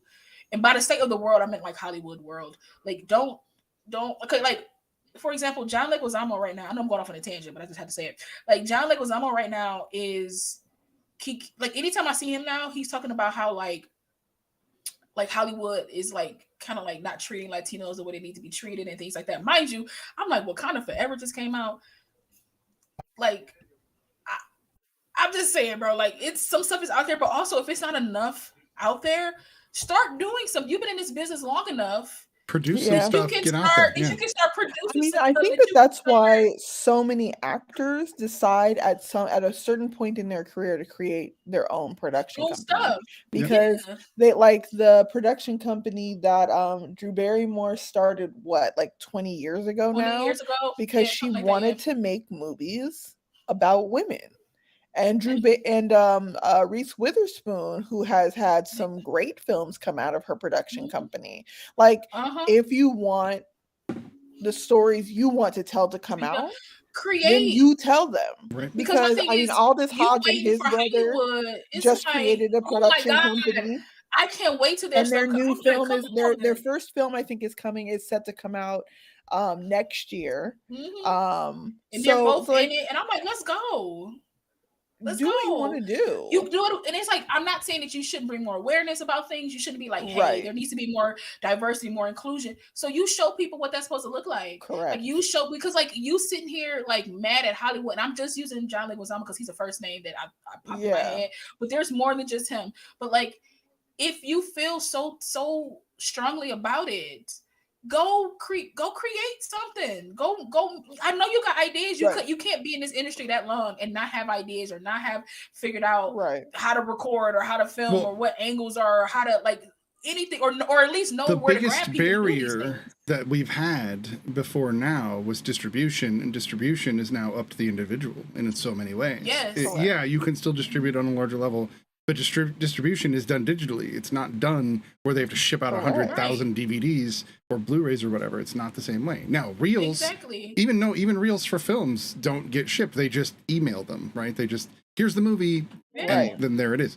So the idea that we're pinholed into the LA basin, or you have to have a studio, or you have to like, that's an old way of thinking. Exactly. That's an older way of thinking. And it's right now. It's funny. It's funny you mentioned Kismet, because they say Cate Blanchett says it in Curious Case of Benjamin Button, and I was just like, as soon as she said it, I was like, so we're just gonna say the same thing for the rest of the show because that's what we're doing right now. So.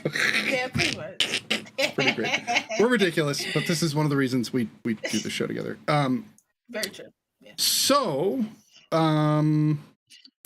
anything else you guys want to talk about with the Aviator before we do rate it and move on to Curious Case?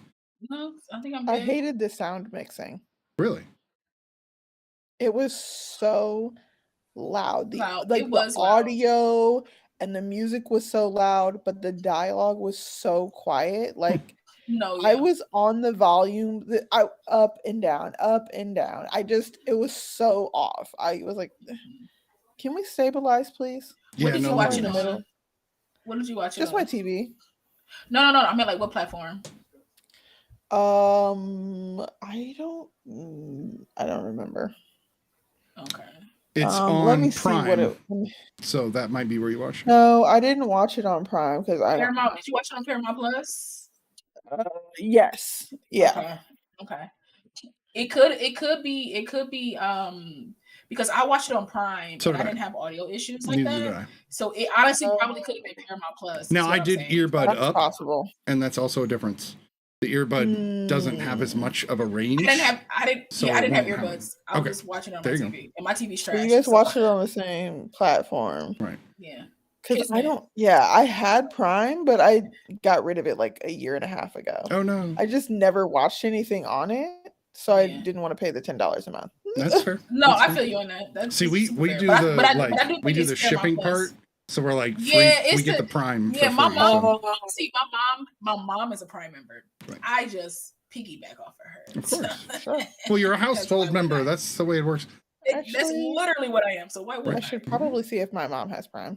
That's probably not a bad idea. I mean, check it out. I'm just saying, it's nice to have a little free Prime under your belt. Is all I'm saying, because I get free shit and stuff too. So With that said, let's go ahead and rate the Aviator. Let's start with BlackGirlMarvel. I give it an 8. Oh, nice. I give it an 8. It's something that I would probably watch again, but it would have to be years later, or somebody would have to be like, "Hey, I've never seen the Aviator. You want to watch it with me?" I won't particularly pick this up again myself. But yeah, give it an 8. Acting was amazing. Y'all know how I feel about Captain America: The First Avenger. It takes place in the same time. Yeah. And I'm just kind of like, ugh, this time. I don't know this time, but it was still like beautiful and glamorous, and like Scorsese does a really good job with his direction, because he made me feel how Howard felt.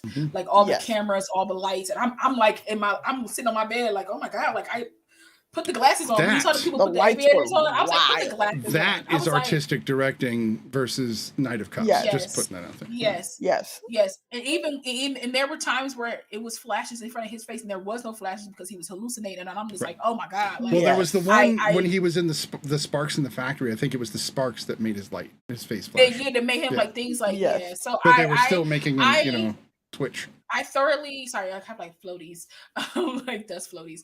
But I did enjoy this film. Like again, like I said, I was taken out a bit because I couldn't really relate as heavy as I would like to relate to some stuff. But other than that, the acting was sublime. And I love me some Leonardo DiCaprio. So even though he kind of gross now because he be dating 20-year-olds, but still like they 20, I guess. Like I can't really 25, I thought, but still no. Right, defense, like 25 but years, but like if you 50, you want to date somebody half your age, that's your prerogative. As long as she's not 18, they're all adults. 19, 17, 16.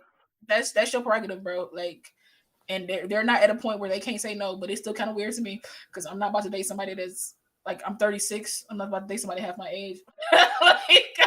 In your case, that's going to get close to the mark. That's right. That's like teens. I'm not about to do that. That's disgusting. But yeah. But I mean, half your age plus 7 is what the rule is, isn't it? Which even then is still young. Well, how old is Leo? Like a 26-year-old would be half plus like, 7 for me. I think he's close to 50. I think he's like 40. Yeah. So I'm 45. Actually, I'm 46. Holy crap! I forgot I had a birthday. So I'm 46. He's 3 years older than me. That makes him 49. Half of that would be 20. So 32 would be half. Plus he doesn't. 7. He don't. 32 is reasonably acceptable. Right. 32 is acceptable. He goes lower than that. Right. Me personally, the way I look at things, I only go 10 down and 10 up, and 10 down is heavy for me. But I still go the minimum I will go is 10 below my age. You mean the max? And then. Yeah, I'm sorry. That's what I'm. Yeah, the max I will go below my age is 10, and then I go 10 above. My wife because is my 10. age changes. 10 years. My age changes. 10 years older than. Yeah, my age because me and Batsy the same age. So like it's every year it changes. So it'll be 26, 27, 28. It just so every year it'll change. So I'll be 37 this year. My age will be 27 or 50 or 47 57 or so, or 47. Yeah, or 47. So it's like. Yeah, that's how I look at stuff. Even like I said, even the 10 is still kind of like, ugh, eesh. But I'm like, that's the there best. are some differences, no doubt. There are some differences. We do not remember the same high school things, like at all. My high school time and her high school time were totally separate. I bet. Right? So she's sitting there listening to NSYNC while I'm listening to like early Metallica, like very different eras. Go ahead, Ray. What did you rate The Aviator? I would give it a 7.5. Like, I think the movie was really well done. I think it was super compelling. I think the performances obviously make this movie. I think the story is very interesting, obviously, because it's about his life, given whatever creative licenses they may have taken at some point. Which they always do. I think Leo's performance is an 11 out of 10. Like, I really, for sure. He put me in that place. Like, I was feeling him, you know what I mean? Yeah. But yeah, I would say maybe a 7.5, 7.75. 7.75. I don't think we've got her 3/4 before. I like that. I mean, yeah, my original was 7, but I went 8 because of his performance. Yeah. His performance was like an extra point for me because couldn't nobody do what he did. Nobody. Not quite. For myself, I'm going to give this a 9 out of 10. I do absolutely. This is like the 4th time I've seen this movie, but it had been a while. And I do have to give a lot of credit to the poster. If you do see the poster that we did pick here, I think this is a very cool. That's a great poster. It's simple, so simple. but it really pops. I love the glasses. It works, and it tells you everything about him in a lot of ways. Speaking of the Hercules, or what is known as the Spruce Goose, which is a name he hated, and I do my best to not call it that. The Spruce Goose, the Hercules, is actually here in Oregon, and it's actually at a museum about 2 hours north of here. And I've actually gone up there, and you get to go in it and walk around, you have to pay to go to the cockpit, and I wasn't going to pay the. Oh, you got to pay to go to yeah. I wasn't going to pay the $35, but you can get pictures, there. But it's enormous. I don't even know, bro, like that. it is. It is so big. It's ridiculous how big it is, and it's fully intact in the museum. And so you can walk from wing to wing. It covers the entire museum from one end to the other. Like, it's ridiculous. So Wow. if you ever come to Oregon, it's worth seeing. Honestly, I would, if I want to do a thing where I do travel around and just look at certain things, I wouldn't mind just going to look at that and then going somewhere else. I mean, there's also like a ton of NASA and other planes. Like it's a plane museum, so it's like it's got one of the planes my grandpa supposedly flew on. They had there, so that was one of the other reasons I went. I was like, oh, it's B-17. That's cool, and I got to. That's nice. Yeah. Fun fact: do you know why they call it the whole 9 yards? No. You've heard that term, right? Whole 9 yards. So there were 9 yards of 50 caliber bullets in B-17s, and if you gave somebody the whole 9 yards, you ran out of bullets. Wow. Well, that's more morbid than I thought was going right. You don't know, like that's where all of our terminology seems to come from, is these weird. Well, listen, that movie, comments. The Whole 9 Yards, was something different. Very different than that. Yes. That said, we are going to move on to the final movie of this evening, and that is, of course, The Curious Case of Benjamin Button.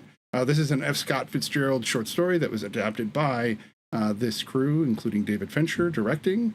And this is when CGI was really taking hold, and they were like, let's do a whole character. They were trying hard. And it doesn't hold up. I didn't let it bother me, but it was I didn't let it bother me either, but you Yeah. have to actively not let it bother you because it's so prevalent. He looks so flat compared to everything around him. It's bizarre. It's true. good for the era, for 2008, very well done. But it's the same problem they have with mouths, where his mouth doesn't move right. It just doesn't work. But had either of you seen this before? Because this was like my third time seeing this. Okay, so we've all seen this one. I own this. I own this movie. You own this one, okay. Oh. Why don't we just start with Ray then? What did you think of Benjamin Button this time around? So I liked it. It's very long. Like, I have an issue when it comes to movie runtimes, because part of watching a movie, I think, is kind of like reading a book, where there may just be whole pages that don't need to be there. And I think that this movie could have been 20 minutes shorter. I think that there were certain portions of the story at each of the stages of his life that there could have been 5 or so minutes cut out, and you would easily be at 220, 235, 230 maybe. It didn't need to be 2 hours and 46 minutes at all. I don't believe so. And that, I think, detracts from the experience of the movie when you're not concise. Like, it felt like it was really well done. I think that in the time that they decided to make this movie, they didn't waste anything. I think it was there was extra, but they didn't waste anything, right? I think the stages of his life, I think they could have done a better job at the pacing, because it was hard until they gave you those verbal benchmarks to know where he was in his timeline. Right. Like that, like when she went to church and he was 7 years old. When he went to the brothel, he was 16. I was confused. I was like, he's like, how old is he? I was like, is he 12? No, I think he was 15. I think he was 15, because there was time in between when he went back and he said he had come home and he was 17. There was still time in between there. I think he was like 14 or 15 years old. And so, like, I think they could have done a better job at denotating the time frame. Just show the year, because right? it was inconsistent. Yes. Yeah. Like, I would be fine with that. I appreciate Me too. just a little. I appreciate that, especially when you have a story that's based on a specific timeline, right? Mm-hmm. Like, we need and to it know goes how old through the he is. years. It goes through the years. It's not just this is 1923 and that's it. It was like 18, exactly 20. It just kept going. He was like, where bro when they when they were in the ballet studio and she was like, oh well, you're 49 now and I'm 43. It's like, okay, but are we to assume that we got a good idea or experience of that time? It's like, we knew he was like 17 and then we knew it was 20, maybe in his 20s sometime, and then he spent this, like, just wasn't consistent. I don't think what they did was they made us assume that we knew how old Brad Pitt and Cate Blanchett were and that they were not wearing any makeup, so it must be that age. And I think there's a little bit of that in there, which is a shame because you shouldn't rely on us to know how old an actor is for us to believe that they're a certain age. Right? I have no idea. Right. I think especially when like you're especially in a fantastical film like this where like the aging is backwards. You can't just be like, they should know. Nah, we don't. Right. I thought it was really well done. What I thought was funny, because I don't think I didn't know it was based on a short story, but it made me like, obviously because I watch Star Trek, there's an episode of Voyager, which is the one that has Tim Russ, who plays the Vulcan, where he gets stranded on this planet, and this species basically has Benjamin Button. So when he lands on this planet, there's a group of children there, but they're elderly, like they're dying. So it's at the end of their life, they go to this planet basically to die, because this is like their tradition. They go back to their Earth, like whatever. And so when I'm thinking of this, I'm like, I get it. They didn't really go as far as this, where he aged all the way back to being a baby and then died. Like, I think in the Star Trek episode, they were like maybe like 5 or 6, like they were very young, but they were still audible. And then they just kind of went away. They just died, you know? Did they Yoda so away, like that's or... kind of, they just, all that was left is their clothes. They just are gone. So they truly Yodaed away. They raptured away. Basically. Yeah. Okay. Exactly. So like that's what I was thinking. It's like, it's an interesting story. Someone like him as an individual person, obviously not an entire species, but him aging backwards. He was born as a baby, but he was old, and then he grew up and then got younger and then died as a baby. And it's like kind of, I guess, like from dust to dust, but it was just still like really, like, it was an interesting idea. And I think that they did it well. I think that this is probably one of my favorite performances from Brad. I just don't think he gets room to stretch. I really think that he pushed, and he was really in character. Like, it didn't seem, it's not like Oceans. Like, we know he's a very like fun kind of guy. He's out of, you know what I'm saying, as a person, like as an actor. He likes doing comedy. And so him taking this very dramatic role, I mean, there was almost no comedy really. Stoic, he just almost played it straight. Yeah. Right. I liked how quiet and calm he seemed. And I love that like the juxtaposition of him kind of starting his life with all elderly people, he got to learn the lessons and really relates that most people don't get the chance to learn, or it's too late, right? Like he kind of started at the end, and so he was able to value his life more and his time. He was able to kind of go into the years where he was able to be fully amiable. He was able to be in the world and experience it, knowing where he would end up. I thought it was really well done. I like it. What about you, Snitty? What you think? Oh, okay. I get to go. Okay, I like it. So this was, like I said, my second or third time seeing it. Other than the CG, which I had to push myself past. This movie is profound in the fact that it makes you stop and think about your own mortality very clearly, and makes you have to deal with it. And that movie says it over and over again. And I really like how it pushes this, you know, no matter how much you fucking fight, no matter how much you kick and scream and fight against death, one day you're just gonna have to let go and just be okay with it. And it shows that numerous times. And even Benjamin gets to the point where when they come out and be like, hey, you know, Miss Harrison died, he'd be like, you know, and go take care of it. But it didn't affect him anymore because he had been around death so much that I think his death, the way it happened, it was important that he had dementia so that he could be scared, because otherwise I don't think he would have been. I think he would have just been like, all right, let's do this. He needed to not know or to be scared. I think that him as a child going through the same things that the elderly that we have in our society go through is one of the most heartbreaking things that you can see. The kid is so confused, and it tore me up. And watching him die, and of course smile at her, I was just Niagara Falls. Like I cried my eyes out. Yeah. This movie, it wants to tell you to live life, and I agree. I think it's really telling you to go out and live your life, and don't hesitate. Do the thing now that you keep telling yourself you're going to do.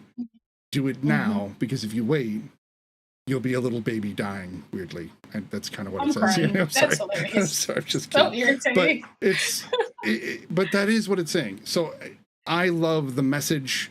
I am a huge David Fincher fan. I like him as a director. I think that Mindhunter is amazing. I think that Fight Club is a brilliant film. It's like we could go into his whole filmography, but this film is not a normal David Fincher film. His films are darker. They're not that there isn't a dark tone to this, but it's more macabre than it is like gritty dark. Right. And Right. you could tell he had a passion for this story. Like he resonated with this story. And so this is one of the few stories where he's talking about life rather than death, because in most other Fincher projects, it's death on some level, which is cool to see a death director do a life film in a sense. Yeah. How about you, La? Well, I've seen this film a few times. Like I said, I own it. So I think the first time I saw it, the one thing that stood out to me most about Benjamin Button is when she says the line in the ballet studio when she's like, we're meeting in the middle. Yeah. That stuck out to me like my entire life. Like whenever I would see like the cover of Benjamin Button or any, like that would be the first thing I thought of was like meeting in the middle. And it kind of like ran through like my whole life of like, maybe one day I'll meet somebody in the middle. Like I'm not ready right now. Maybe I'll meet somebody in the middle. And that has been a thing that's like been in my brain so forever. So for me to go back and watch this film and look at it through like an adult's like perspective, adult eyes now, like made me see things that I didn't see when I first watched it. Cause I watched it as like a kid, like I was younger watching it. So watching it now, I was like, okay, why did we have the clock thing in the beginning? I was like, what is this? Why do you have the clock thing in the beginning? And then if you think about the clock runs backwards, and that's Benjamin's clock. Benjamin's clock runs backwards. Like, so it was like this whole thing of like time and appreciating time and you know, because people kept telling him like, you're going to die soon. And he's like, okay, but he lived a life just like anybody else, just in reverse. And to it's kind of like being raised around older people, which essentially he was. When you're a kid and you're raised around older people, you have a more mature perspective on life than most people who are not raised around older people. And they get to be like kids and do things. So like I resonated with Benjamin now watching this because I had to grow up like that. I grew up around my grandparents. I grew up around older people. A lot of kid things that I was able to do, I was able to do them, but I couldn't do them for long because I had responsibilities and things I had to do that like you probably shouldn't have kids do at the time that I did them. So like watching this really hit home for me in a way that I didn't think it would have, because I'm like, oh, I've seen this before. It's not a thing. But I'm older and I've lived a life and now I'm watching this and I'm like, oh wow, this is like really like messing with me. So like, yeah, I was like crying throughout the film because there are like soft spots. There are like heartbreaks and moments and things like that that really like tugged at my heart. Shout out to Taraji P. Henson. She got a Oscar nomination off of this film, and she was really good, and she was amazing. I said, "Come on!" But this is the second film her and Mahershala Ali was in together. I was like, "Okay, turn up then." I noticed that. I was like, "Oh wait!" You said a pun, and you didn't know it. Oh, I did. What did I say? You said they were tugging on your heartstrings. They were on a tugboat in the movie. Hilarious! I love it. Hey, listen, that's improvised. You know, so that's improvised. Okay. Just as like an insight, and I may have to research this, but I think Taraji said she only got paid $50,000 to do this movie. Yeah, she said no. She said that because I think this was like her first like big like movie. One of her first big roles. One of her breakout roles. And because she was like, Tyler moment.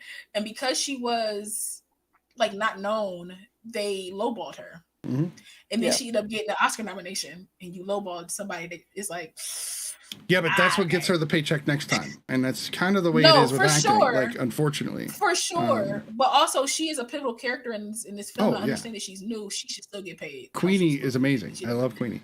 Queenie's great. Yeah, and, but her as Suge in Hustle and Flow is the character I will never forget. Like she's that's just cookie before cookie. So that's right.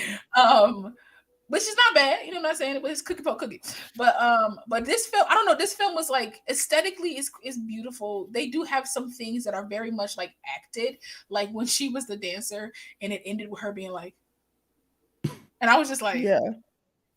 all right, Okay. John. Okay. Yeah. Okay. But And ballet is certain things- pretentious, so it kind of makes sense. It is, but still though, it was just very. I remember that from the trailer. Is like I used to hate that part, or like the part where like they're in the water and he comes up and then she comes up and they look at each other, and I'm just like, all right, John. Yeah. I But it's like just- that scene. I don't know. And I'm not saying it was. I like I'm not saying it was bad. I'm just saying that there were a lot of like posed moments Sure. that you could tell, Yes. like But that you with could that tell, one- like that storyboard one- wise, they were like, this will be good. To me, they mentioned they were meeting in the That's middle, okay. but I think that was the actual moment where they met in the middle, was when they looked at each other in the water. Oh, interesting. I mean, Okay. I can see that. I can see that.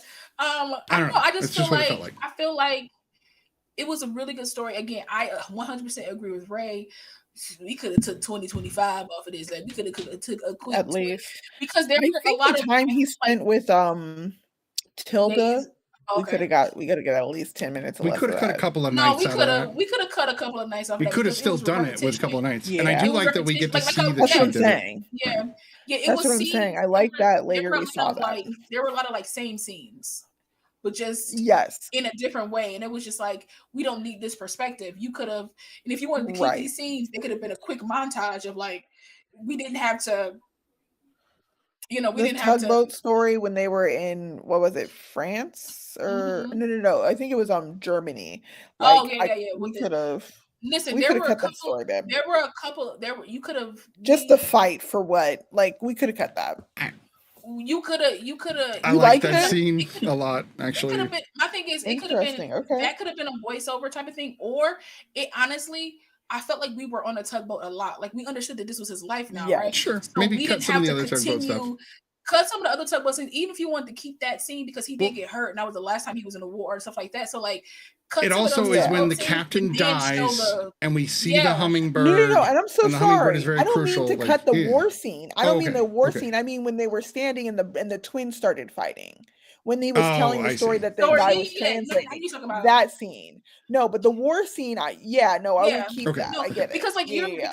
because essentially like we're here for the story of Benjamin Button. We're not here for the story of like Right. The these twins. two twins that Right. didn't like each other. So Captain it was they're right. There were some for me, Captain Mike was a significant person to him. So I don't mind Yes.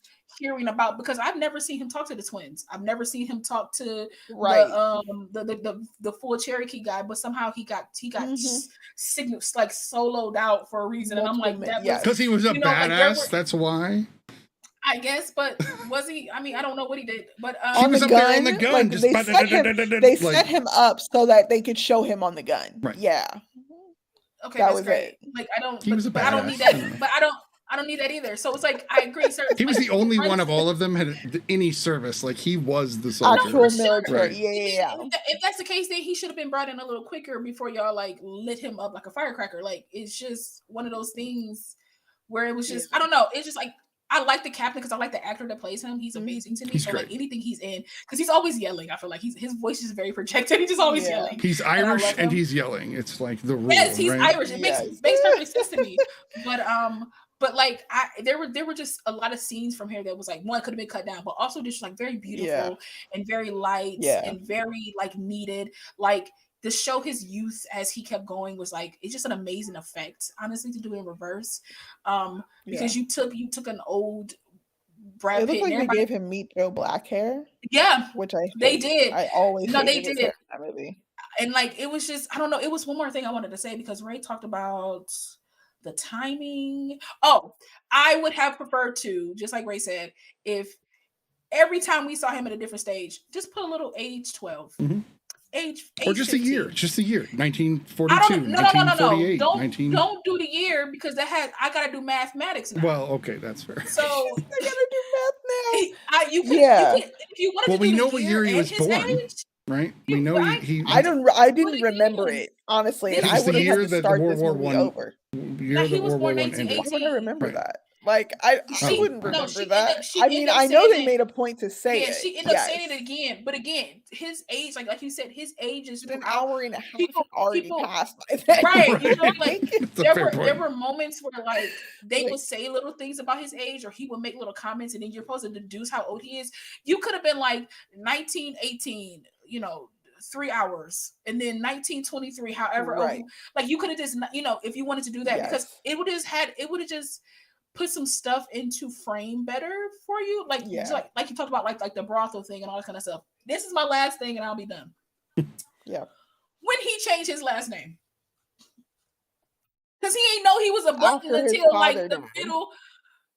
Okay, did we see that scene? That was after his dad died, though. That he changed it. That he changed his last name. Okay. Well, he had to change it in order to inherit. Like, in order to be the person that gets the money, before that, he'd have to be a button. They only called him Benjamin. Benjamin. And then after his dad died was the first time he said they were like, Benjamin Button when he got the mail.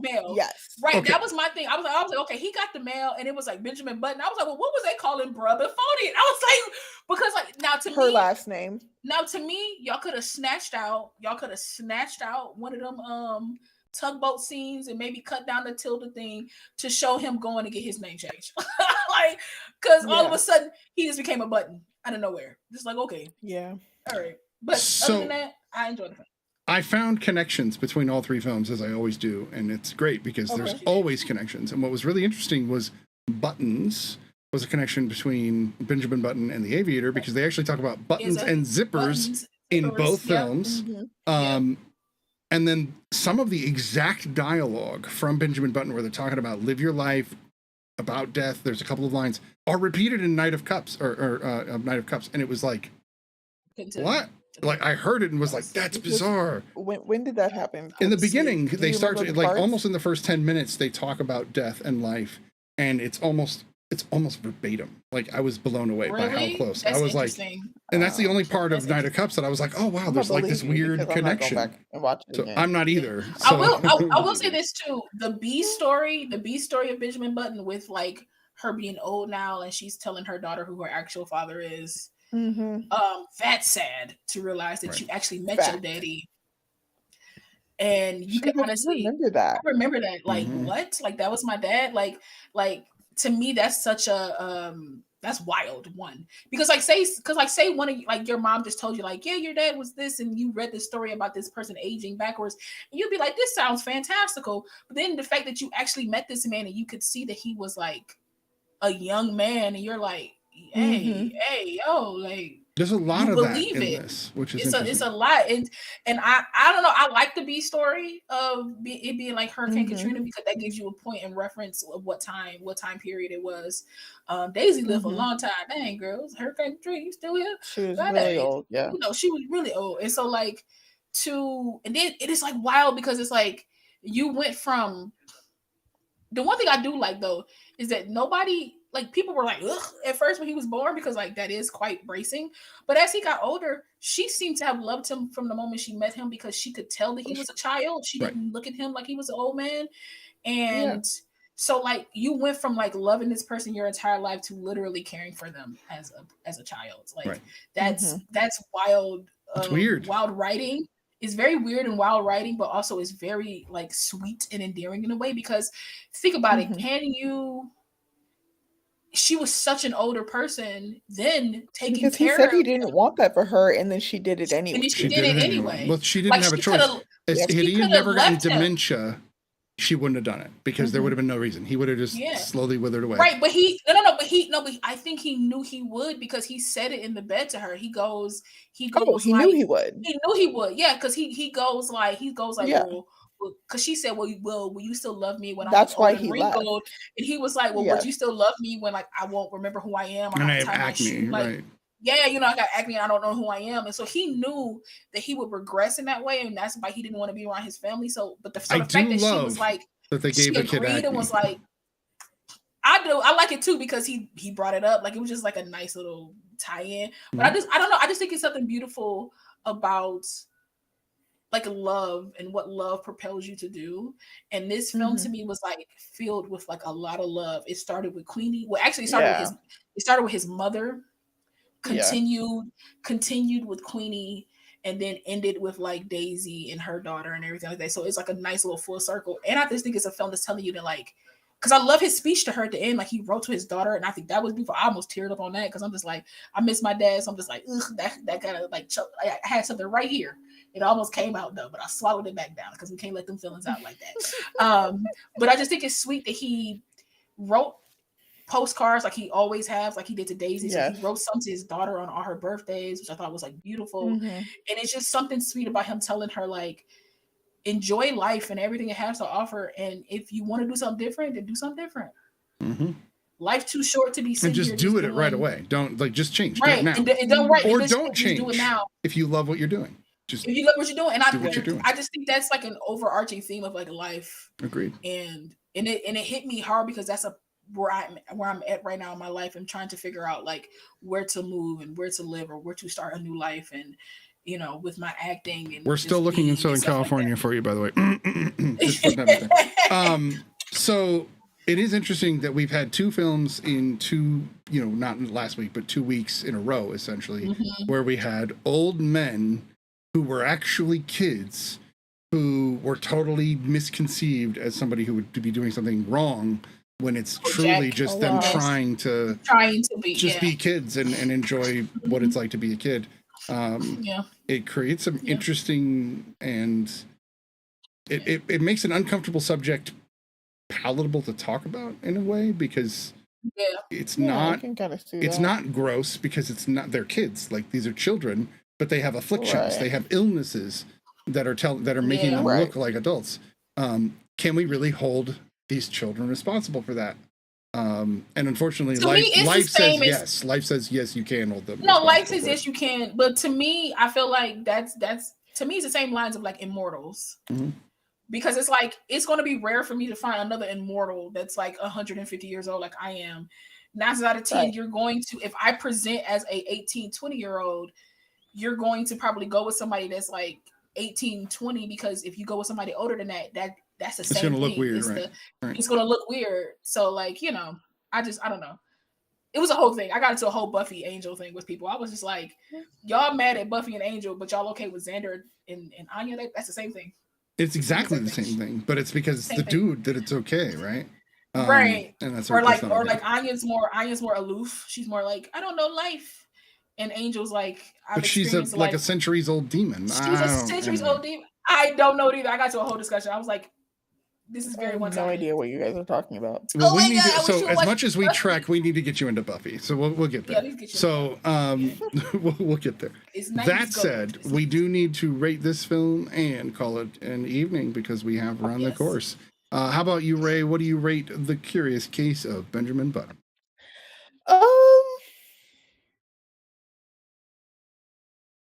I would give it an 8. I think it was really well done. Like it told a good story.